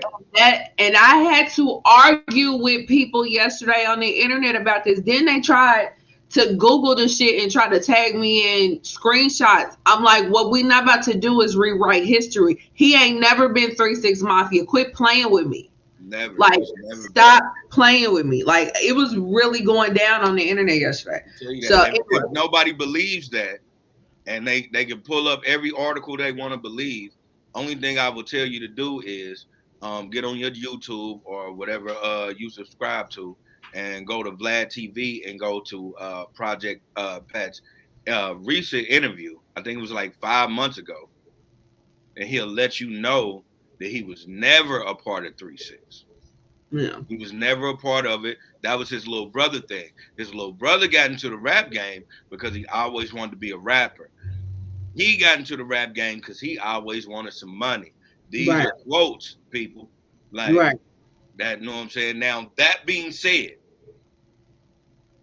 Project Pat is one of those idiot savants that everything he did, he made money doing. And Chicken Head was fucking phenomenal. Yeah. Chicken Head was absolutely that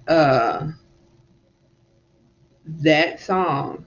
And it's so funny because for somebody who life goal was not to be a rapper, he came up with his own style and was dope at it. Like, I'm not gonna take that away from him. Like, I bought his first couple of albums. Yeah. You know what I'm saying? His first album had Crazy Bone on it. So I will never take that away from him. But what I'm not about to do is play with these motherfuckers online and act like he's a part of 3 6. He's never been, He's not. you know. So that up against the classic that still ring off to this day. We're not So against rap. We're right? not against rappers. But we are against those thugs. Thugs. That is how solidified hood greatness. Yeah, absolutely. Absolutely. So, I mean, that's hands down bone, but it's just that song is just so fucking dope. And then that lady, I could have swore she died. No, And I ain't never heard about it. still sound I heard that a long time ago that she died. And she's still here. Maybe the lady from The Love of Money died. I don't know. But she's still here. She still sound the same, even though they had her fucking volume low. But she still sound the same and everything. That was dope. That was dope. Yeah, they had her volume low because she don't sound the same. They had She somebody. They had to have some. Cause no, they had her, and then they had the. I ain't gonna say somebody, but they had they had the backing track. the backdrop to it. She don't sound the same at all. They had the backing track for everybody though. Yeah, her voice don't sound as. She looked terrible. Bone did a terrible job of taking care of Tasha. Wow. I don't think she looked terrible. She looked terrible. I think she looked fine. She looks terrible. She looks 30 years older. Like, Yeah, she looked 30 years older that didn't give a fuck about herself. oh no. Yeah, I hate to say it like that, but Say that. She looks fine. I'm telling you, man, Lindsay, we got mamas, we got aunties, we got fine older cousins. All of them that like big or small kept themselves up. If they'd have got on stage, they'd have looked like $1,000,000. That ain't what she looked like. She looked like she's been living a normal life. She looked fine. We the same people I just named, we all have them that live a normal life, but it got on there and looked fucking like $1,000,000. If your mama did a song and then 30 years later they put her on stage, your mama gonna look like $1,000,000, man. Get the fuck out of here.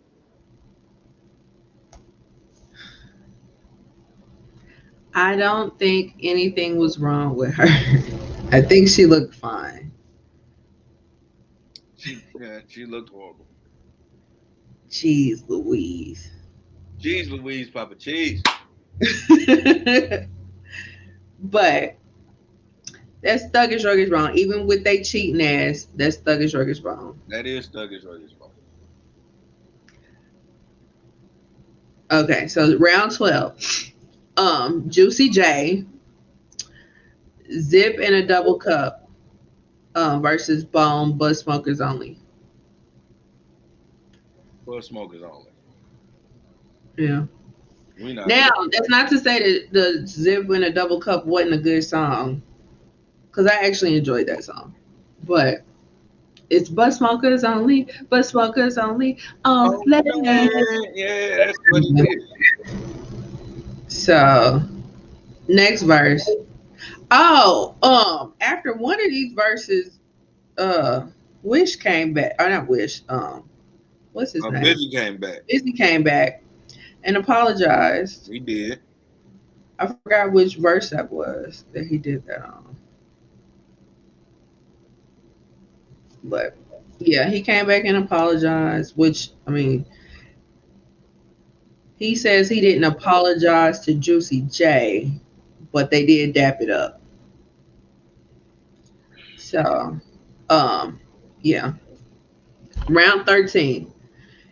UGK featuring 36 Mafia International Players Anthem versus Bone Thugs featuring Tupac Thug Love. Now, I was Thursday years old when I found out 36 Mafia was on this song. I always thought it was Outkast and UGK, and that's it. They wasn't in the video or nothing. Like, I did not know they was on that song. I had to Google it because I'm like, what are they doing? A remix? Like, what are we doing here? Are they jacking for beats? Is this a mixtape? What's going on? No, it was a much longer song, or and then they just cut it down for the radio. Mm. So they just eliminated 3-6 completely. Yeah, I don't blame them because I mean that compared to Outkast, who's gonna keep 3-6 compared to Outkast? at that time, nobody. Like, Yeah. yeah, I think what you were listening to. You were listening to like um uh, country lyricist and Big Boy, because he was Big Crit before Big Crit. Like, he just don't know that, but Big Crit. And he a lot of his cadence and all that came from Big Boy. I'm turning left. Okay, let me get back to over here. But then you have the phenomenal Andre fucking 3000, which he could do no wrong. He could just literally pick up a fucking menu and talk about it for 36 seconds, and that's a verse. Right. So Right. yeah, of course you're gonna choose them niggas over 36 Mafia, who to really like, mainstream this song. But truth be told, yeah, them niggas was on that song. Them niggas was on Players Ball. And they wouldn't shabby on Players Ball. They just wasn't those niggas. Right. Right. I mean, they definitely made the right choice. So, but yeah, I did not know that. But it went up against Thug Love.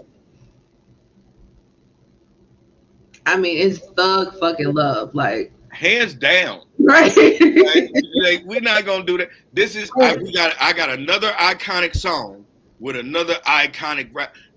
Listen, Bone is the trifecta of what trifecta is to be, a part of a real stigma in what rap was. The '90s is a fucking shit crowning double star. You know what I'm saying, when it comes to rapping, and you had a lot of pinnacle niggas to come out of it, and for you to get the top tier all the time. Bone had Mhm. Pop, Right. Bone had Biggie, Hmm. like Yeah. Bone had Easy motherfucking E or Eric Wright. Is all the same. Right. Nobody ever You can can't say get no that. better than that. You can't get no better than that. You know what I'm saying? No other person can ever say that. Right.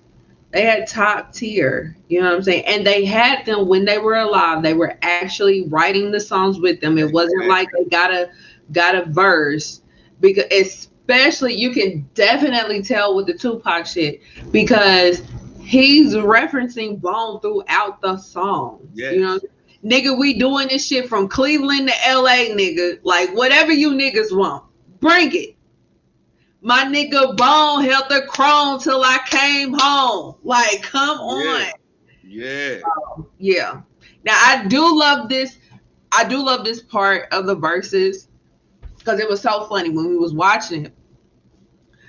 You know, the only verse that they played was Busy, um and then Tupac, and they didn't even play all of Tupac, which sucked. But um, you know, Busy like lets off on that song. Yeah. Yeah, he does. And when it's going towards the end, Lazy is like right there, and then he grabbed him and brought him to the back of the stage. Yeah. Then the security kind of held him back there for a second. And so my friend was like, why are they doing that to him?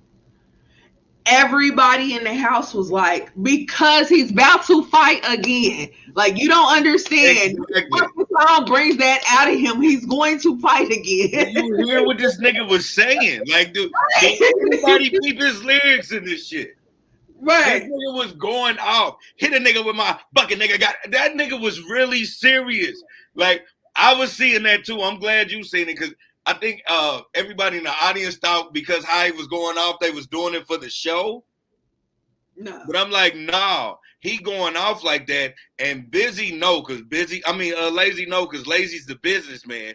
Yeah. This shit about to be on some whole other shit. Like, Yeah. he gonna go over there and swing. And then like right before he started his verse, he was chilling on the side. Yeah. And they kind of like called him like, hey, Busy, do your verse, blah, blah, blah. And when he got to the forefront, he ran over to 3-6 side. And then he kind of edged his way back on over to the Bone side. And then he just started letting off. And he was letting off, and he was about to, it was like ramping him up, like he was about to go again, and Lazy caught him. Yeah. I think that's why people was looking at it like it was a part of a show, because I said it, like the minute he broke through, I'm like, what the fuck are these niggas doing? But then he just continued to rap, and then he kept playing around. I was like, nah, this shit, no, he gonna do something stupid, man. Like, he gonna fuck some shit up. This is what he's known for. Like, I was surprised. I ain't even gonna lie. And I told Baby, like, I'm surprised they even showed up with Busy though, for real. Like, just to keep it real. Like, You know, a lot of they people always loved that nigga. They said they always loved him. He just was not really reliable sometimes. yeah, a lot of people were saying that, you know, when they were announcing it, and they were in the comments, because a lot of people was like, okay, so is all five gonna be there? Like, because I'm not wasting my time if all five ain't gonna be there. And Swiss had to get in the comments and be like, all five signed the contract, so all five are going to be there. Yeah. So yeah, I knew he was gonna be there, but he did a live on his Facebook channel, not his Facebook, his YouTube channel after it, and he explained a lot of stuff, what was going on and stuff like that. But what I knew before, when they was having those issues with him and stuff like that, it was like he was having discrepancies with the labels. He was having discrepancies with how the money was being, the money they was getting, and then he was also an alcoholic. So he was having issues with that too. So it was like a whole lot that was going on with him. And that's the reason why you wouldn't see him a lot, and how they had to go off and do albums without him and all this kind of stuff. Yeah. So, excuse me. But yeah, he was just like, you know, everybody pretty much, you know, was on their business and everything like that with him in regards to verses. So he was just like, you know, if I sign the contract, I'm going to show up. He was like, a lot of the times that shit wasn't right, and I wasn't signing the contract, and that's why I didn't show up. but it wasn't. But I never stood nobody up. Which okay, I definitely get that. You know what I'm saying? Because there's been times where he's having issues with Ruthless. You know what I'm saying? He's rapped about the issues that he had with Ruthless, and it seemed like the issues. I feel like they think the issues happened after Easy died. I feel like the issues was there from the beginning because Easy, God rest the dead, but he was that type of businessman, you know. Yeah. And it seemed like they was trying to adhere to the jacked up contract that they had after he passed, and he wasn't on that shit. So it just was a lot of bad things business wise that was going on. But but yeah, so it's but it was just funny. It was just funny to see, especially rewatching it. It was just like, damn, he was really about to take off again. Yeah, I just really I was just so glad that they were able to even if a motherfucker just had that type of animosity and did that shit for them to calm it down and then still bring the show back, because I was gonna be mad as a motherfucker this end after like fucking 5 songs from both of y'all. Hmm. Like I'm like, nah, I thought that was some bullshit. I said it like when the shit happened. I'm like, why did you even bring that nigga up there if you knew he was gonna be on this type shit? Yeah, yeah, and he wasn't. It was just it was some other stuff going on, but we're not gonna go back into that. Right. So yeah, so yeah, hold on. Yeah. No, Uh, you said what? yeah. So yeah, so Bone won that round. Like we not R.I.P. to Tupac, R.I.P. to Pimp C, but Tupac won. Yeah. And International Players Anthem is a dope song. You know what? I think what they made the mistake of is because maybe in Memphis they version is the shit, Hmm. but your version ain't the shit in the world. Yeah, like I said, I didn't even know they was on the damn song. Yeah, So so that's what to me that's what killed them. yeah. Like shit, that shit ain't that shit ain't popping like Pac and Bone shit popping. Like nigga, Hmm. this is Right, and Mo Thugs. right. And again, that's another B side song that everybody know. You know what I'm saying? Like that was never a single. I didn't really like when I was listening to other niggas when that Art of War came out. I didn't really like it. Like I was like, it's cool, but it ain't. Uh, I need to. And then I heard that, and I was like, I'm going to get this motherfucker. Mm. I'm gonna You keep it know, 100 with you. the Art of War is different. It's very different. You really, especially coming off of the success that they had with East 99 and then the Crossroads after that, this was their Exactly. first album after the Crossroads phenomenon. So you really have to have an open mind, which me being an Uber fan, especially back then, I had an open mind to all things Bone. And then on top of that, they also introduced through that time period before the Art of War came out, they introduced Mo Thugs, Yeah. and they had that compilation come out. So like East 99 came out in 95, The Crossroads, the remix came out in 96, Mo Thugs came out in 96, Art of War came out in 97. So when the Art of War came out, and then this was around the time that people was starting to drop double albums. Like we had the Tupac double album, which was the first rap double album in 95. Yeah. Then we had Biggie's double album at the beginning of 97. And then Bones' double album was summer in 97. They was the first group to do a double album. So it was like a big deal. So it was a lot of content in what they were dropping. And then the way it was structured and all that kind of stuff. So it was like you really had to have an open mind to what they were doing because it was a big concept behind it that the average rap fan wasn't 100% on board with. I can't call myself an average rap fan, but I will say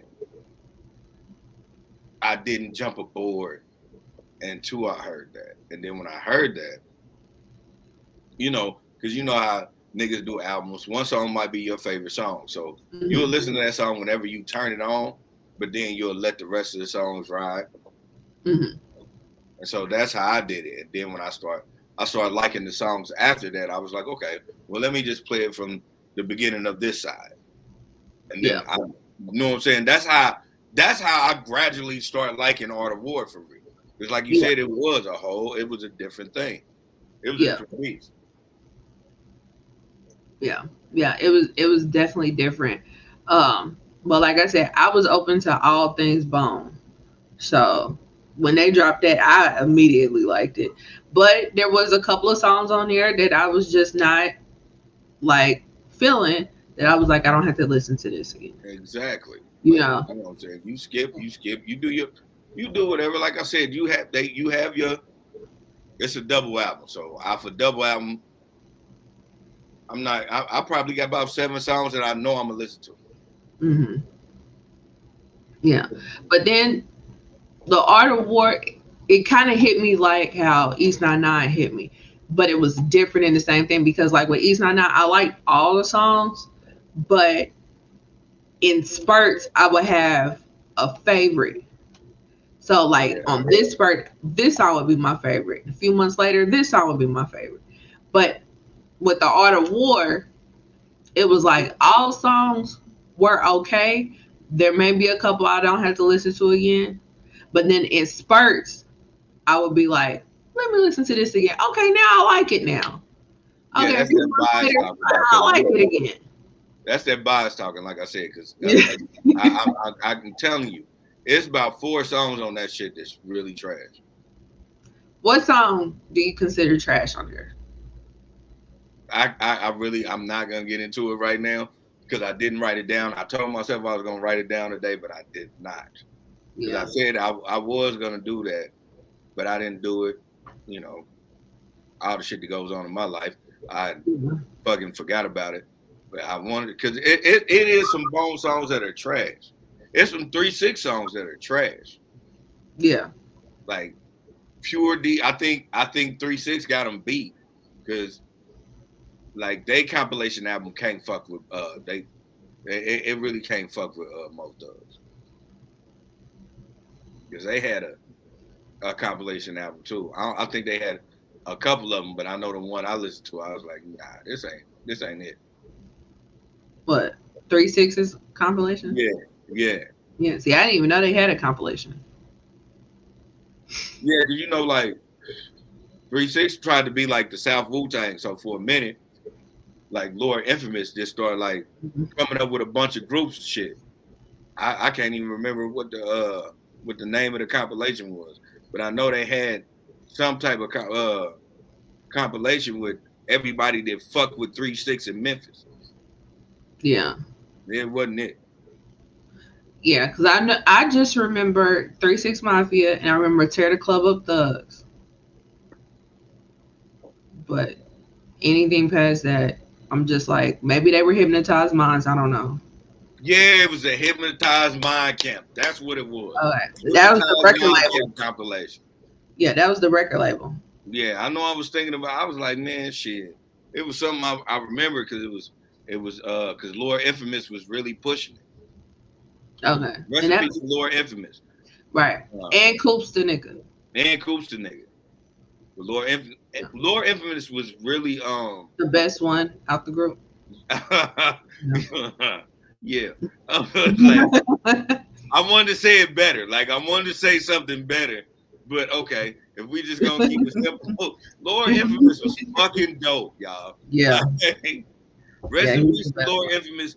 That dude was better than everybody. Like, and crazy at one time, it was Lord Infamous and it was DJ Powell. That's a crazy combination, and that shit was amazing. Them two Mhm. niggas was really balling at one point when it came Yeah. to And I just rap. found this out recently that they're brothers. I don't know shit. Yeah, they got the same dad. Okay.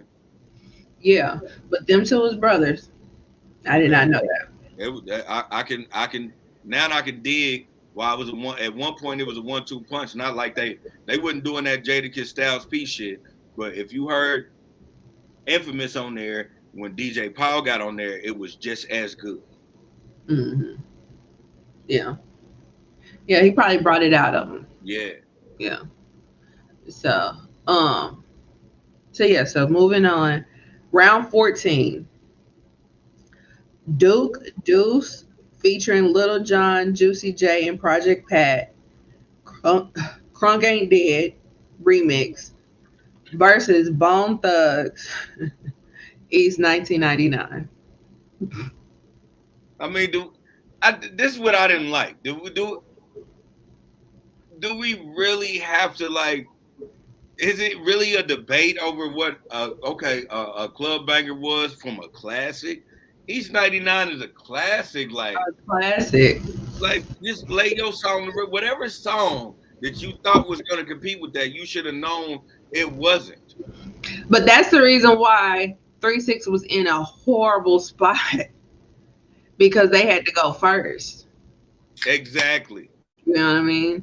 Exactly. We were in a horrible spot. I said that. I said it the minute that Bone was going. I said, man, shit, you can't compete with that.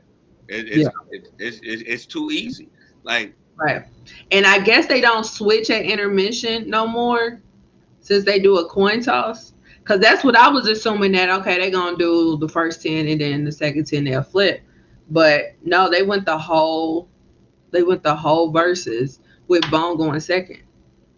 So, hey. Maybe but strategy. But then it's like, that just really again puts on display how vastly different these two groups are.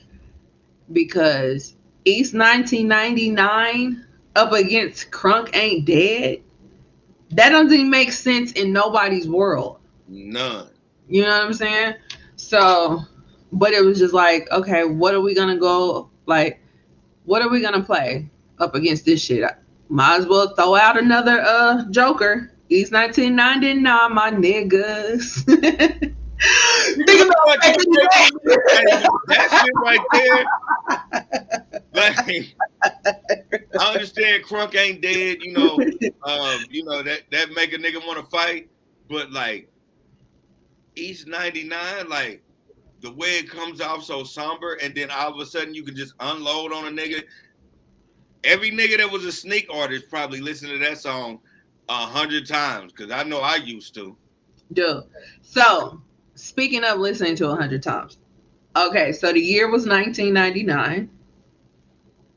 I said, I'm going to listen to East 1999 every morning for this whole year. You a motherfucker. You a bad piece. I made it to the middle of February. Because I'm like, you a bad piece. This nigga, I'd have been arrested if I listened to that for a whole year. Like, fuck nah. It was cool at its times, but nigga, no, I wasn't.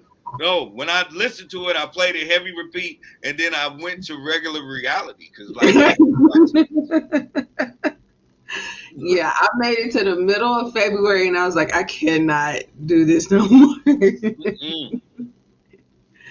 But yeah, and then it's like that song is dope, and then you turn around and watch the video.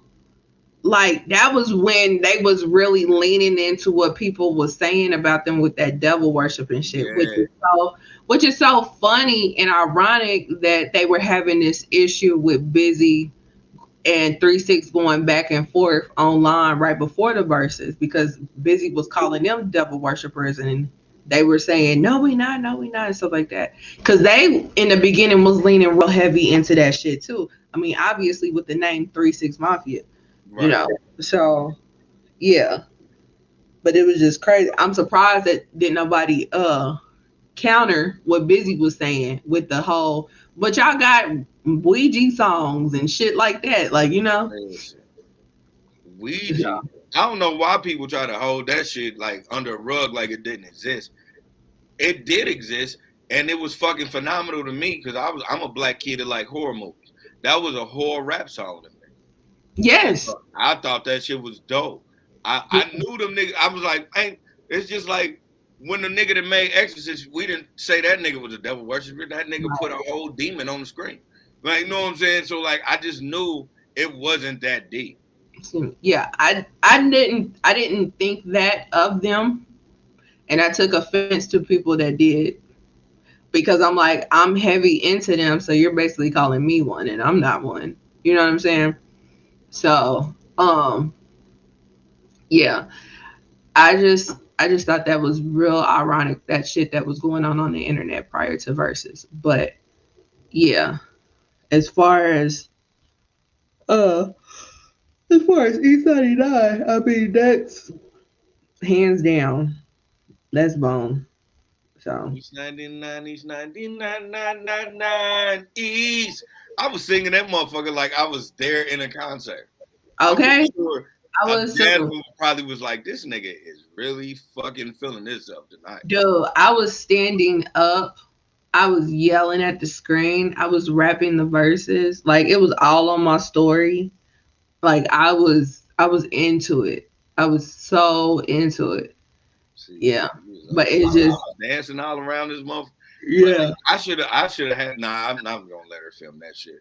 I was in. I felt like a kid again. Like I said, I started listening to Bone when I was like 10 or 11 years old. So it was Mhm. like anytime I hear Bone, I remember being a kid, Yeah. and like so that's I was just into that, especially East 99. I remember being young, listening to that, thinking that shit was hard as fuck, like Hmm. singing in the mirror and everything type shit. Yeah. Yeah. Yeah. I definitely remember my first experience with them and everything. Like, it, that, I mean, that was life. Bone was life, so. And I see how, like, how people be saying such and such got me through this, that, and the third. Like, I totally get that, because Bone got me through a lot. You know what I'm saying? Like, like how people be saying, "Oh, such and such saved my life," and they ain't never met him. I totally relate. You know what I'm saying? Like, I get it. It's more than just their music. Right. Like, we like literally out here saving lives, and was never their intention. Yeah. Like the I can't call it an old saying, but I remember hearing somebody say shit, and I want to say this right, so I won't fuck it up.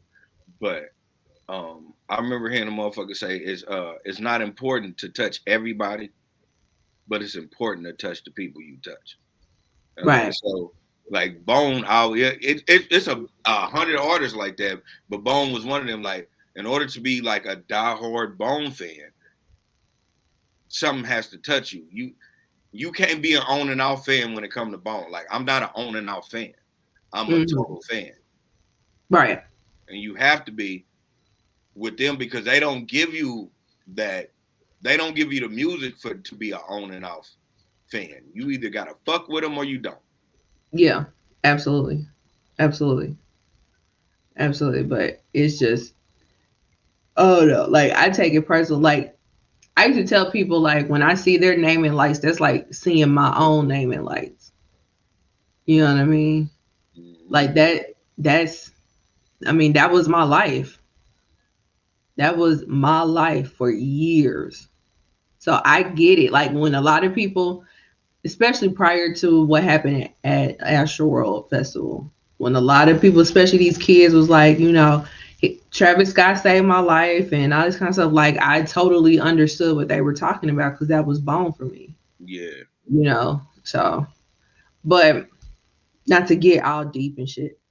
Uh, That was real cool. Like we gotta edit this and like put like some like stormy clouds in the background and shit. Not Stormy Cloud. Yeah, you know a stormy cloud because like you told that story like boom and like you do the stormy cloud and then you get the clear sky and then you be like, well, moving on because like boom that shit Right. walked me through this shit, nigga. Like not to Yeah. be funny, but real shit. That shit walked you through a time in your life and you Mhm. need that. Like you needed that and like I understand them niggas will always be rent free in your motherfucking heart. Oh yeah, of course, of course. And it's just so funny, because like when I talk to like people that I went to like school with and stuff like that, that's like the one thing they remember about me. And I'm like, I didn't do nothing else, I guess, huh? I don't know if I that's didn't think you was good really or that bad, hard of but a fan. I knew you used to listen to the music. Like I remember, you know what I'm saying? You was always listening to that type of, you know what I'm saying, to some type of bone shit. I don't want to lie or nothing like that. Like we was always hanging out, but I know you used to listen to like Crazy a lot. yeah, You know what I'm saying? I was like, hey, this motherfucker really, but I didn't really trip off of it. I knew you was serious when I started seeing the bone tattoos. And I was yeah. like, oh, she for real. Like, is she a real motherfucking fan for real?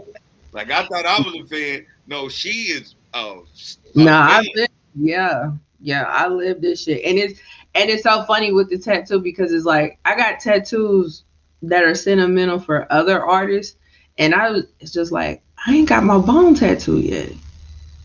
What the hell was I thinking? Let me fix this now. You know what I'm saying? Like it just dawned on me one day because I always knew I wanted one, but it just never happened, and it just dawned on me like I need to correct this, and that's what I did. So. But yeah, but I shop like this one girl. She's a big fan at my night job, and my night job is so cold. I sit up in there with hoodies on and all kinds of stuff. So you don't, if you may just think I got the hand tattoo and that's it. Mm-hmm. But one day we got to talking about Bone, and she was talking about how she was a big fan and stuff, and I'm like, I'm a big fan too. Blah blah blah. And she was like, "You are really?" I had to pull up my sleeve, like, "Girl, it's not a game. I'm not playing." That's, that's the crazy shit that like motherfuckers like you could identify with a motherfucker like nigga, look at that nigga. Like what are you Right. talking about? Right. Like it's so not a game over here. I'm stamped So over here. right. They said couldn't nobody be in this section unless they was a Bone fan. You'd be like, I don't know what y'all about to do, bitch, but I'm Right. here. Right. Excuse me. Excuse me, security. That's I my see area. Like, fuck what you it. talking about? Right. 3 and 4. 3 and 4. Man, that's Right. my shit. But yeah. Yeah. So, moving on. Um so Bone got East 1999. So round 15. Wiz Khalifa featuring Juicy J, Day versus Notorious B.I.G. featuring Bone Thugs, Notorious Thugs. Now, I never heard this song that they played.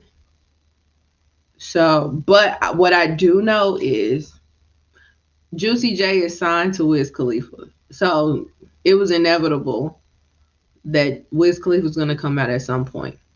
The caveat to that is Wiz Khalifa has a huge Bone Thugs tattoo on his leg. Yeah, you do. Yeah. So that's the funniest part about this shit.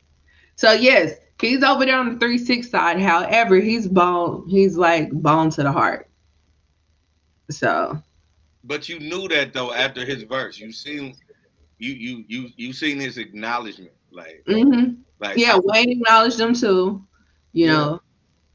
So but and then Lazy said something about the tattoo, and then he pointed right to it. And he got 1,000,001 tattoos, but as soon as Lazy said something like, "Dude, you got a tattoo of us, nigga," he was like, "Oh yeah, boo." He pointed right to where it is on his leg and everything. It was so funny. But I was just like, that is the hilarious part of this. So yes, he is on the 3-6 side, but he's bone to the soul. Yeah, man, you just whatever. Yeah. You know what I'm saying? That's how you got to look at it. Like whatever. Like he didn't sign fucking Wishbone. He signed fucking Juicy J. Right. It'd have been a whole different scenario if you know what I'm saying. If the shoe was on the other foot, he would have really got up off stage just like he do. hmm He didn't Yeah. really show up and show out. He did his thing. He did his swag. He did his swag after everybody knew he was high all the time. He didn't Right. do the regular Wiz Khalifa. Like regular Wiz Khalifa, damn near do a backflip out there, man. He'll True. make you tired. Like I don't True. know if a motherfucker ever seen a Wiz Khalifa show, but I'm telling you right now, that nigga smoke and he run around that motherfucker the hmm whole time. And nigga, you could never do that in your everyday world. Right. Right. Wiz Right. Khalifa a different type of beast, y'all. I don't give a fuck what you talking about. You talk that shit if you want to. Run around this Mhm. motherfucker smoking a blunt for 3 hours at a time, and then go relax by smoking a blunt and see what happens to you. You're not waking up until Thursday. Right. Right. Right. But he's like a professional at this point. Yes, You this is know. what he does. Okay. So yeah. So yeah, and then again, Notorious Thugs. Notorious Thugs is one of them songs that 3 6 doesn't have anything in their catalog to compete with. Exactly. So I mean that's a no brainer. It's And it's one of them things where it ain't the song is Bones. That's a Bones yeah, song, right, hands down. But even though it's Bones song, nobody in 3 6 Mafia can compete to Armed and Dangerous. Can't too many niggas hang with us. Label us notorious. Thug yeah, ass niggas that love the bus. Y'all scared of us. My niggas is scrambling, gambling. Like nobody in 3 6 could do none of that. right, exactly. And that's the part. That's the part that be lost on motherfuckers because it's like, do y'all even realize what transpired on that song? Exactly. Biggie was already considered the GOAT prior to his untimely passing. He was already considered that, and maybe not so much here, but into the general, especially the East Coast, he was already considered a GOAT. Real hip hop fans, even here did that because I had that comparison too. But Yeah, that's another story because, like, I really do. I give him that. Like, but that'll be another yeah, that's fucking podcast because another I do give conversation. him that. Yeah. So the fact that he got these dudes on a track and he changed his flow to match Exactly. them. The only time that you, even though this is his song, the only time that you hear his voice is on his verse. Mm-hmm. Bone structured that song. They sung the hook, they did the intro, they did all that. So, like you said, this is a Bone song. It just so happened to be on Biggie's album. Exactly. you know. Exactly. Like this is a Bone song. Y'all don't get it fucked up. It was just Biggie's verse was so triumphant that had to go on Biggie's album. But even Crazy talked about it. Not to shout out another podcast, but he did it on a podcast and he said, you know, they were in that motherfucker like high as a motherfucker, went to sleep. Biggie was like, damn, is there something wrong with them niggas? And the engineer was like, nah, that's how them niggas work. He said Biggie left. He remember waking up, laying that motherfucker and being so high and just saying, let's get the fuck out of here. And Biggie had to call him like, you niggas done? hmm He's like, yeah, we done. We did that. You got to go and do that. Right. Right. And then he also said that they didn't hear the song until the album. Yeah. Yeah. Because So Biggie had, I don't know how many times, but in order to like still make yourself, but adapt, that take a while. That ain't no first take. hmm I don't give a fuck what nobody talking about. right. Biggie is the GOAT, but that gonna take some time. Right. Right. Cause that ain't no easy feat. You know what I'm saying? Like you can't just wake up one morning and be like, I'm gonna jack your style and your style is fast. And my style ain't necessarily fast. It ain't slow, but it ain't fast.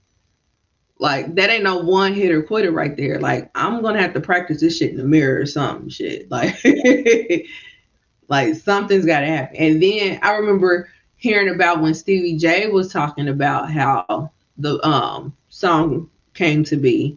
He was talking about how that was like the highest. Cause hold your thought. I gotta go Okay. take a pee. Okay.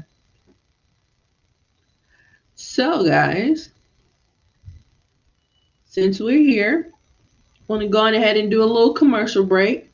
Again, we are on YouTube. We're on Stitcher. We're on Apple Podcast. We're on Spotify. We're on Amazon Podcast. So yeah. If you could, go on ahead and subscribe to us there.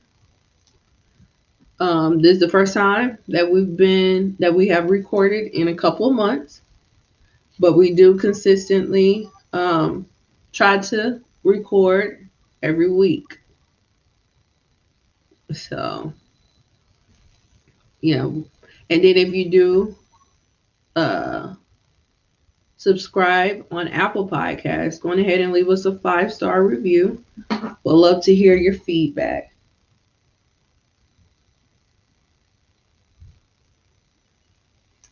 You sound so square. I'm listening to you. You sound square as a fool out here, man. I sound weird. I said square. Oh, well, I was trying to sound professional. Thanks for letting me know I sound like a square. You sound like a square. I'm like, what you sound God, like squares? You in there God. doing your shit. Whatever. All right, back to the subject at hand. Yeah. So, yeah. Oh, Stevie J. Stevie J talked about how that was like the highest he's ever been in life, and yeah, and he was just like it was just like something that he's never experienced before. So, but it was definitely an experience for the books. You got to think, all turmoil aside, nigga, Bone Thugs was like the rap Temptations. Like, they had a craft that nobody else, they could duplicate, but they couldn't do Bone. Hmm. Like, it's always a copycat, but it's not the same. Nothing's better Hmm. than the original. Right, right. And what they chose to copycat would be the fast ramen. It was Mhm. never everything. You know what I mean? It was never the harmony. Right. Like, it's funny they got typecast for being fast rappers, and none of them got the recognition of actually knowing how to, know what I'm saying, rap like a choir. Like, this is, know what I'm saying? Like, everybody knew when to get high, when to get low, when to stay on, know what I'm saying, when to stay on the Yeah. same bit. That them niggas do not get enough flowers because nobody's ever been able to duplicate the real thing. Right. Right. Like, That's when you true. get that, like if Migos were more Bone Thugs than they are 3 6, we wouldn't even be having this conversation. Yeah. Like, because it wouldn't even they nobody would even put them in a comparison because Bone has so many, like you said, from good songs from uh, the singles and B sides. If groups start really trying to match that, then we wouldn't have a conversation where motherfuckers be talking about a 3 6 and a Bone Thugs because it's untouchable. Them niggas gonna be like, nobody can do what we do. Everybody just sounds like us. Right. Right. Right. And it's probably a reason why they got on that tip where they was making a whole bunch of songs coming at the people that's trying to sound like them. Because they got quite a few of them. Yeah.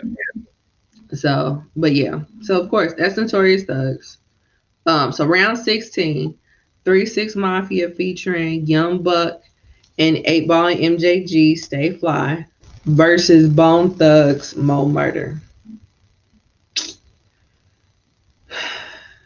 You know, um, after this performance, MJG trended on Twitter.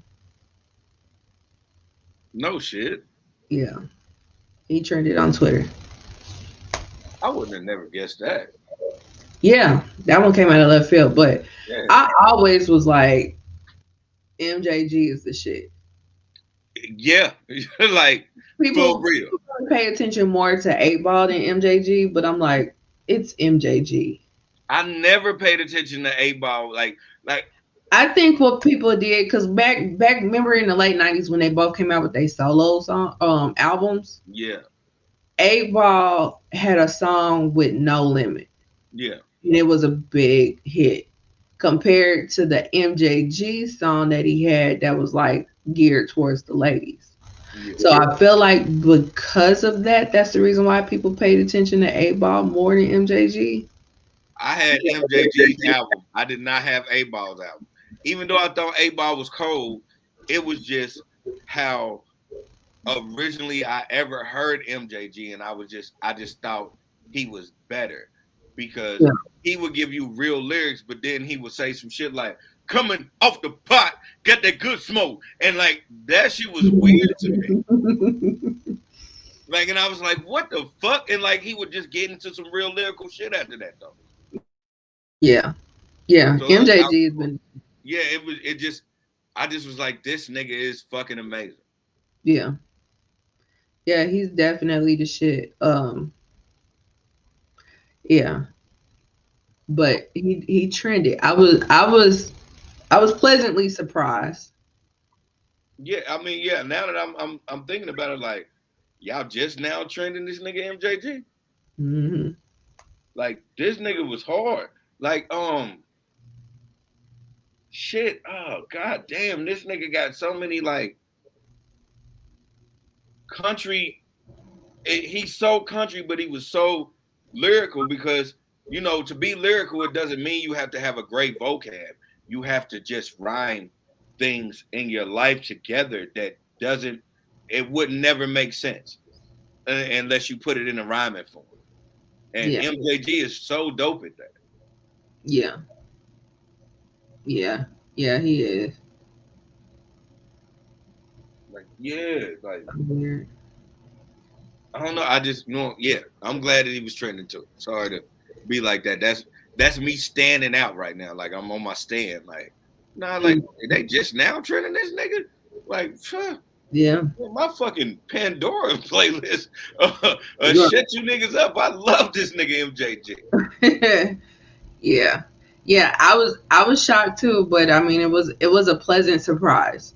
So, and Stay Fly was a good song. Stay Fly was a good song. They thought was fraud, but It ain't more murder. it's yeah. I'm just you gotta if and that when you play Mo Motor, that in a certain way, that's an anthem. Yeah. You know what I'm saying? And like you don't I mean, play this is again a hit going up against a B side and the B side winning. Cause that audience rang off when they played Mo Murder. because Mo Murder, hands down, it's only a handful of motherfucking groups, let alone rappers, that had uh an album that you can just play all the way through. Hmm. Bone Thugs and Harmony happen to have a EP and two albums that you could do that to. Yeah. So of course they B sides are always gonna win because Yeah. they B sides. If they'd have came out this year, all they songs would be on the radio. Let's just keep it 100. Yeah. Every song would be on the radio if they came out this year because that's how much motherfuckers want to consume shit that is good. Yeah. That's how good they were. They were that good for two albums and an EP. Mm. Right. Like, right. It was definitely. I mean, I know it because like I've seen them in concert. These last the last concert I saw them was like about 3-4 years ago. So I've seen the crowd react to them, especially when they do get in a B side bag. So it shouldn't have been that much of a shock to me as it was. I guess I just wasn't thinking about it until I saw it, you know. But when you go to their concerts, the people that be at their concerts literally are singing every song word for word. Yeah, Like they stuff was a big deal. So they do that. I'm gonna tell you yeah. right now. I can't say that I can say every song word for word. I'm a fan, but I wasn't a big enough fan to like Google what they were saying. Like like I said, I know Bone from when I was 10 or 11 years old. So I'm the kid that would play verse after verse and try to write the shit down because that's the Yeah. generation I grew up in. Right. That's what I used to do too. You know what I'm saying? So I can't tell you word for Bone because some of that shit my little ears was not fucking keeping up with. Right. So I could give you some words and then I'll give you the harmony because Bone Thugs and Harmony. Mm-hmm. That's I do that. To this day, like For the Love of Money come on, or shit, it's the Thuggish Ruggish Bone, especially when the Thuggish Ruggish Bone come up. I just go yeah. Like I'm not even gonna act like at 10 years old I knew what the fuck they was talking about. Hell, it took me years before somebody had to tell me what first of the month was. I don't know. I know what first of the month was. I did not know. Oh yeah. Well, I'm sorry, Lindsay. I was poor. Yeah, I didn't. I did not know. I didn't have that struggle, so I didn't Yeah, know. I was poor, so we knew what the first of the month was. And Yeah. and then for the first of the month for my mother, because my mother is a Jehovah's Witness, and she was too proud for food stamps. So the first of the month, for her was, half her check went on food stamps. She was buying food stamps because we was eating. Yeah. So yeah, yeah, first of the month resonated to me like gravy on mashed potatoes do. That shit's Yeah. supposed to be there. You feel me? It's supposed to be there. Right. Right. Right. But yeah. Yeah. So that was that was round 16. So yeah. Yeah. That goes. I mean, that's Mo Murder. I mean, like I said, Stay Fly is cool and all, but it ain't Mo Mo Murder. murder is Mo murder. Right. It ain't Mo Murder. I I'm a just thuggish nigga, so I'm gonna have to kill to you kill so good today. you. Right. And then the fact when he starts the song, Mr. Ouija, you know who the boss is, so nigga, you want to get talking shit, Yes. nigga. Like, Yeah, Mr. Ouija. Hey, that shit right there. I'm not even gonna lie, man. Like right. I it's hard to like if you go into like real lyricism of Bone and like you try to say who is better. It's a hard debate because like I do, and I'm not a fan like you are.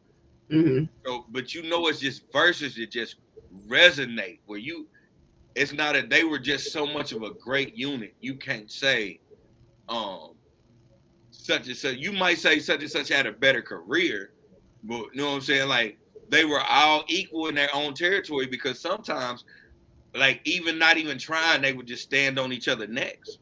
Hmm. Yeah. Yeah. And you know, maybe this may be an unpopular opinion. I think Wish had the best verse.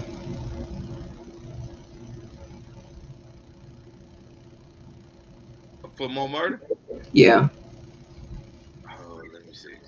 Wanna hear that pop pop? Pop pop, don't stop. Be all about murder mode. Finger on the trigger on thug, let go. We straight from Cleveland. Bleeding, pop, pop, nigga, you bleeding. You don't want to flip off. Pulling that chrome now, nigga, you go. Yeah, You yeah. want to bye bye. Seeing the dream, your mama cry. It You doesn't know get what? pump. Put him on the ground and his head blown. Gone. More murder, more murder, more murder. Boom, boom, Boom, boom, boom, boom. more murder, more Yeah. bloody murder. Okay, we're going off. I'm sorry, y'all, because we took one verses and we took it to like 2 hours already. But that shit was great. Right. listen, listen. Um, I can. I'm not gonna. I wish I had a great verse, but I'm not gonna give it to him. I'm not gonna give him Who that. do you think? I Busy had a great. Busy had a good one. I love Busy. Fuck that nigga. Like, Yeah. oh shit. Oh, I have to give it to Crazy. Yeah. Okay. I gotta give it to Crazy. Yeah. Crazies was good too, and I'm glad that he was able to rap it on the verses. Yeah, I Yeah. gotta give it to Crazy. Yeah, and he went over on the 3-6 side on that one too. I don't know if you caught that, but he shouted. He was like, He did, but they "Luigi." know, but 3-6 know that Crazy ain't on none of that bullshit. Just Yeah, because, not even on no downplaying Crazy though, because I'm never gonna do that. just because niggas got a lot of respect for Crazy for real. So I'm never Yeah. gonna say they didn't think he was gonna sneak him. They just knew he was more professional than that. Yeah.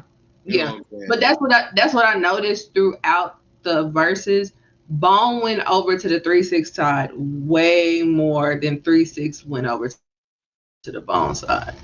Three Right. six went over to the Bone side maybe twice, but the Bone, but I will say the Bone side had a lot of shit going on as far as props and shit. So they had more space on the 3-6 side. They really did.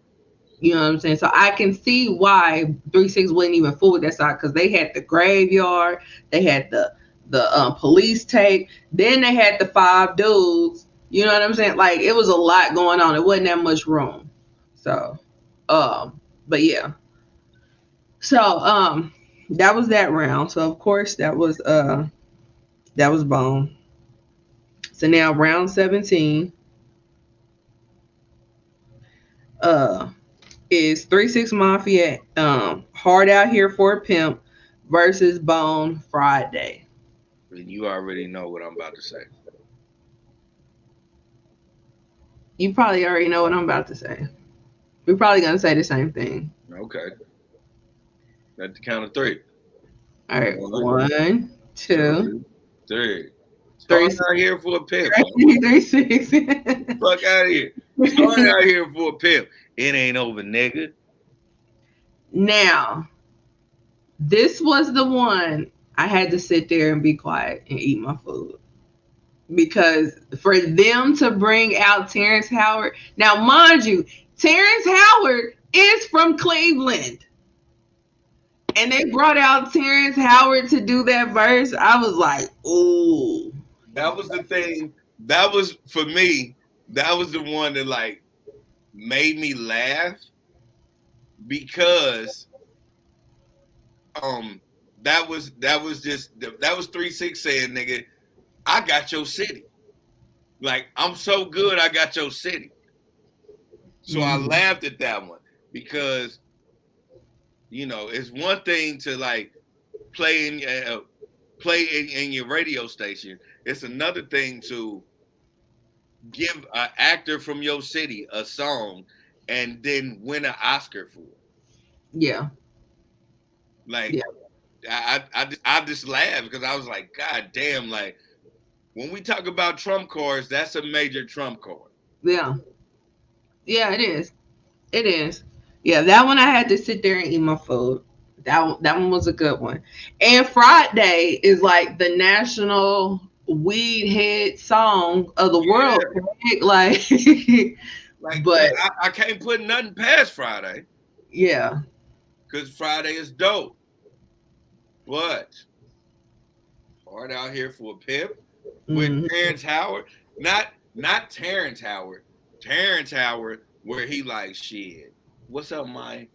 Right. I, I'm just trying to get she came here with me, but she ain't with me, Mike. Right. Now that wasn't Terrence out. That was the DJ. Right.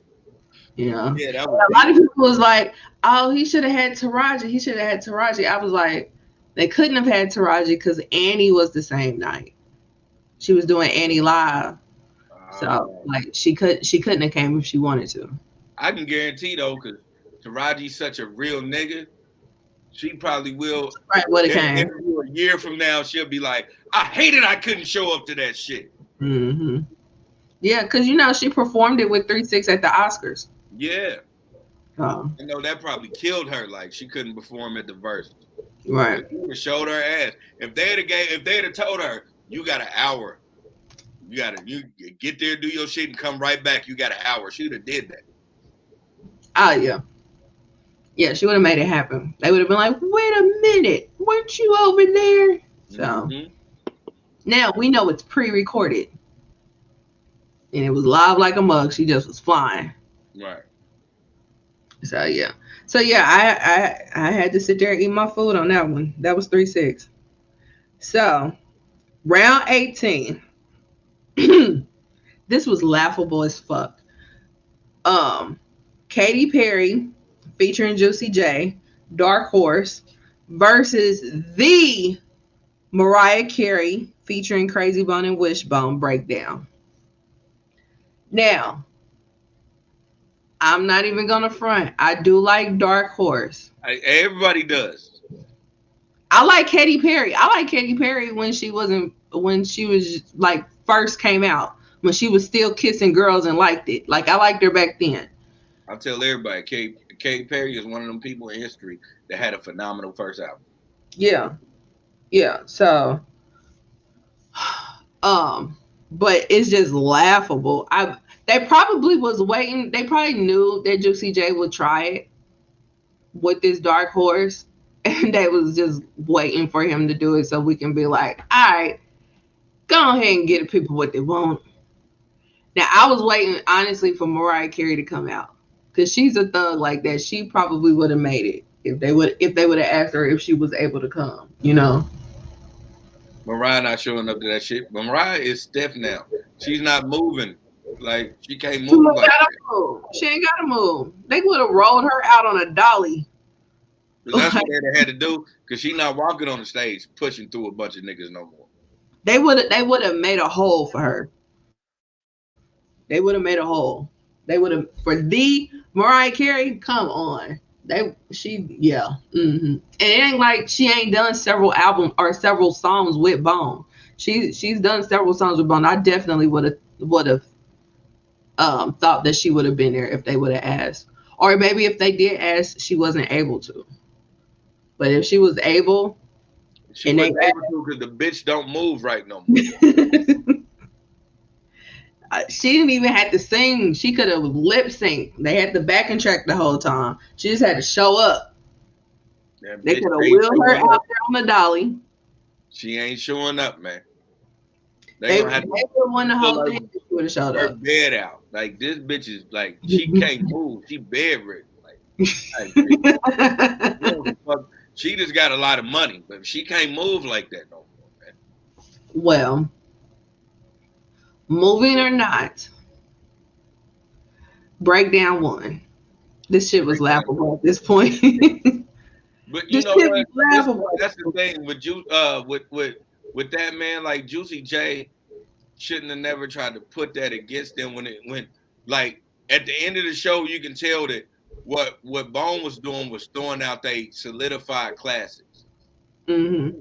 And so you can't really play with them like that um at the end of it. Like you know what I'm saying? You gotta really try to find you a real anthem. Like you know what I'm saying? You can't play with them when it comes to that shit because when they start doing classics like that, you gotta start throwing like win, lose, or draw, man. You gotta start throwing shit that you know move numbers in a small area, but was still like silently popping everywhere.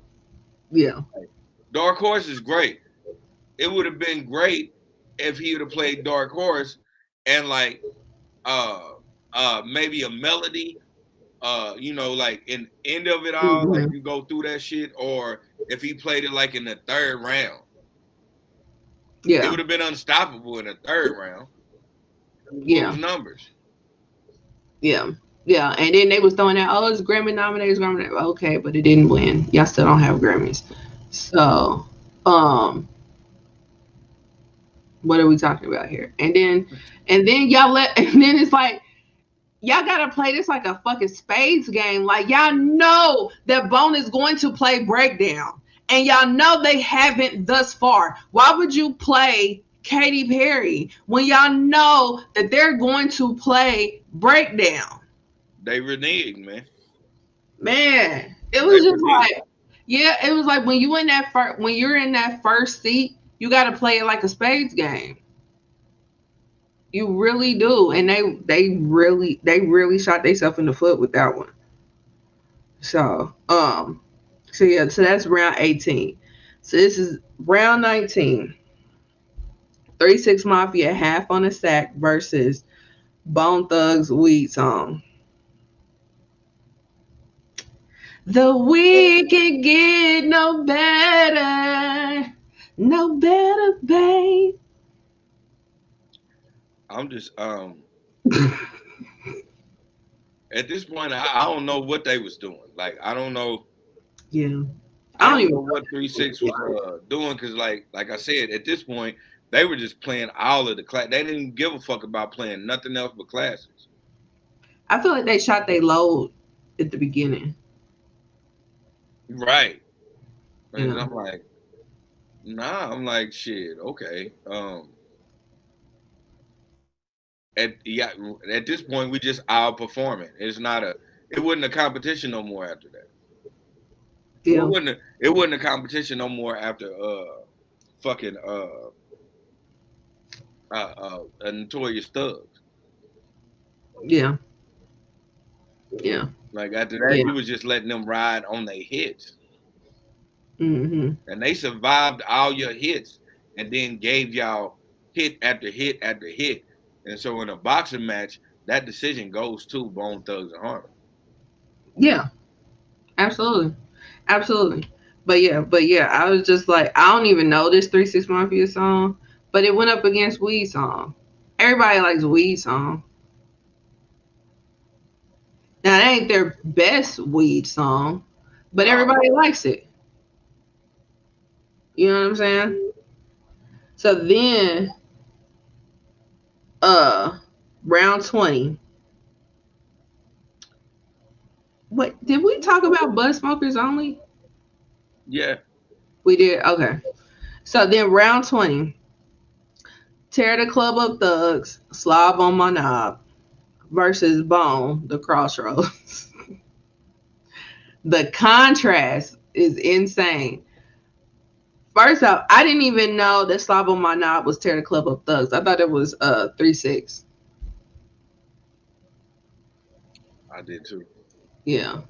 So, but of course, that's Bone. But and then that's another thing. Like, you know, Bone still got the big Joker, and they have not played it. You know, you got the little Joker, so you know you gotta play this little Joker at some point. You wait to the very end of the game to play the little Joker when you know they still got the big Joker. That don't make any sense. It's like I guess nobody knows how to play spades. So yeah, Yeah, they don't. not at all. So yeah. So yeah, I judging by our score, was about to say, like, can we tally this up, please? yeah, judging by our score, 3 6 Mafia has 5, Bond has 15. Damn, Yeah, yeah, damn. Even though I think Busy wrong, man, I had to give it. Like, I have to give it to them for having the better catalog. yeah, yeah. They most definitely have the better catalog. But like, yeah. Um, So the win's not biased. It's just the way you think about what happened is biased. I don't think that that's biased, but okay. It is, man. It's a battle. We keep saying this. I promise you, it's a battle. It could be a battle, but you're not gonna tell me to suck your dick. I'm just saying. I'm I'm just ready to saying. do a lot of shit. In verses, I'm gonna tell you, man, I'll fuck your mama in the mouth. No, no, Yeah, we're not. I am. This is what I'm gonna do. Like, if you try to swing on me or throw something at me, and I swing on you and you run to the back, I know you ain't about that life, and I'm gonna continue to disrespect your mama. So he didn't run to the back. He got pulled to the back. Okay, all right. But that's what it is. So this was episode 30. Do you have any Jerry's final thoughts? Ooh, I know we spent like 2.5 hours about this versus thing. I'm Mm-hmm. gonna go totally off topic.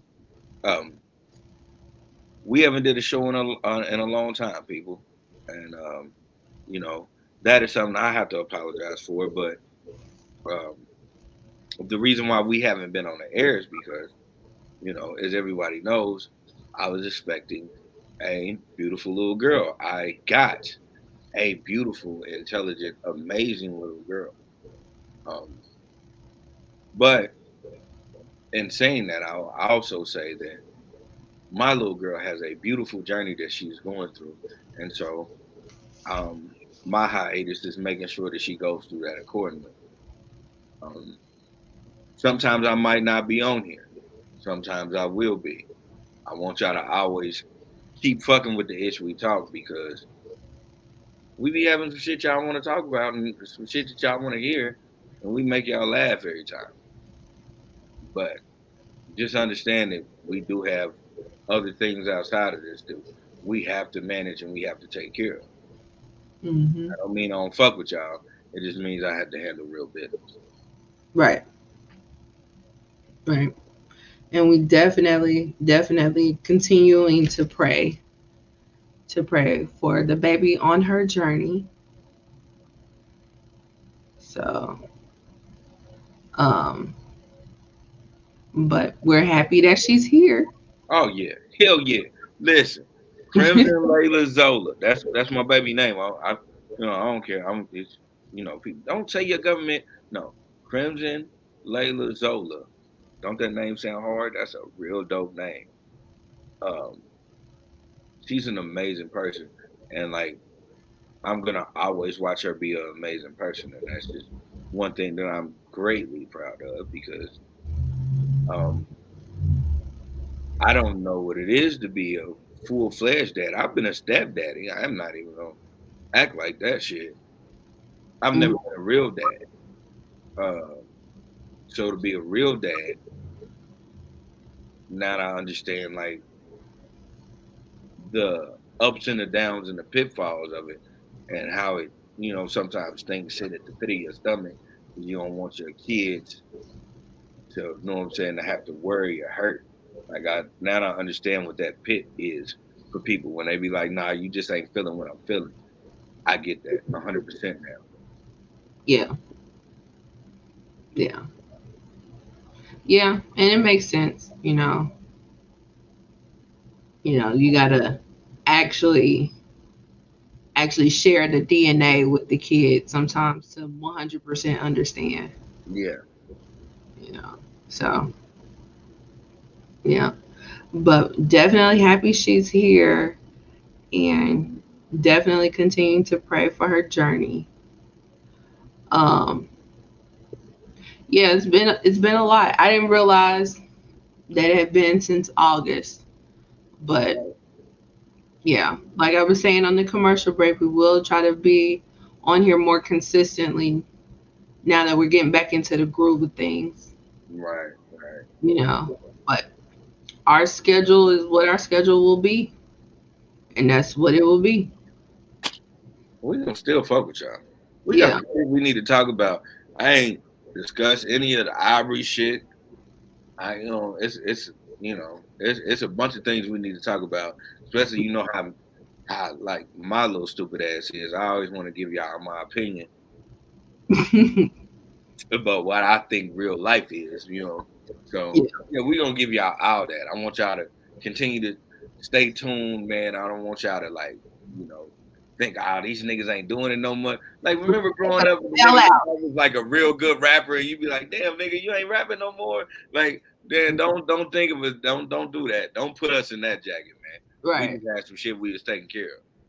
Right. And then people's probably thinking like, oh, they must have fell out. Oh, it's her fault. Oh, it's his fault or something like Right. that. No, that's not the case. Nah, we rocking like a stocking. Y'all got us fucked up. Right. Right. I know they praying on the downfall, but Man. but no, that's not the case. We're adults and we're handling adult shit. Simple and plain. That. So, yep. So until episode 31, we will see you guys later. All day, man. It is what it is. This the issue we talk. I'm Lily. That's of course Lindsay, and we motherfucking out. Yeah. Exactly. All righty.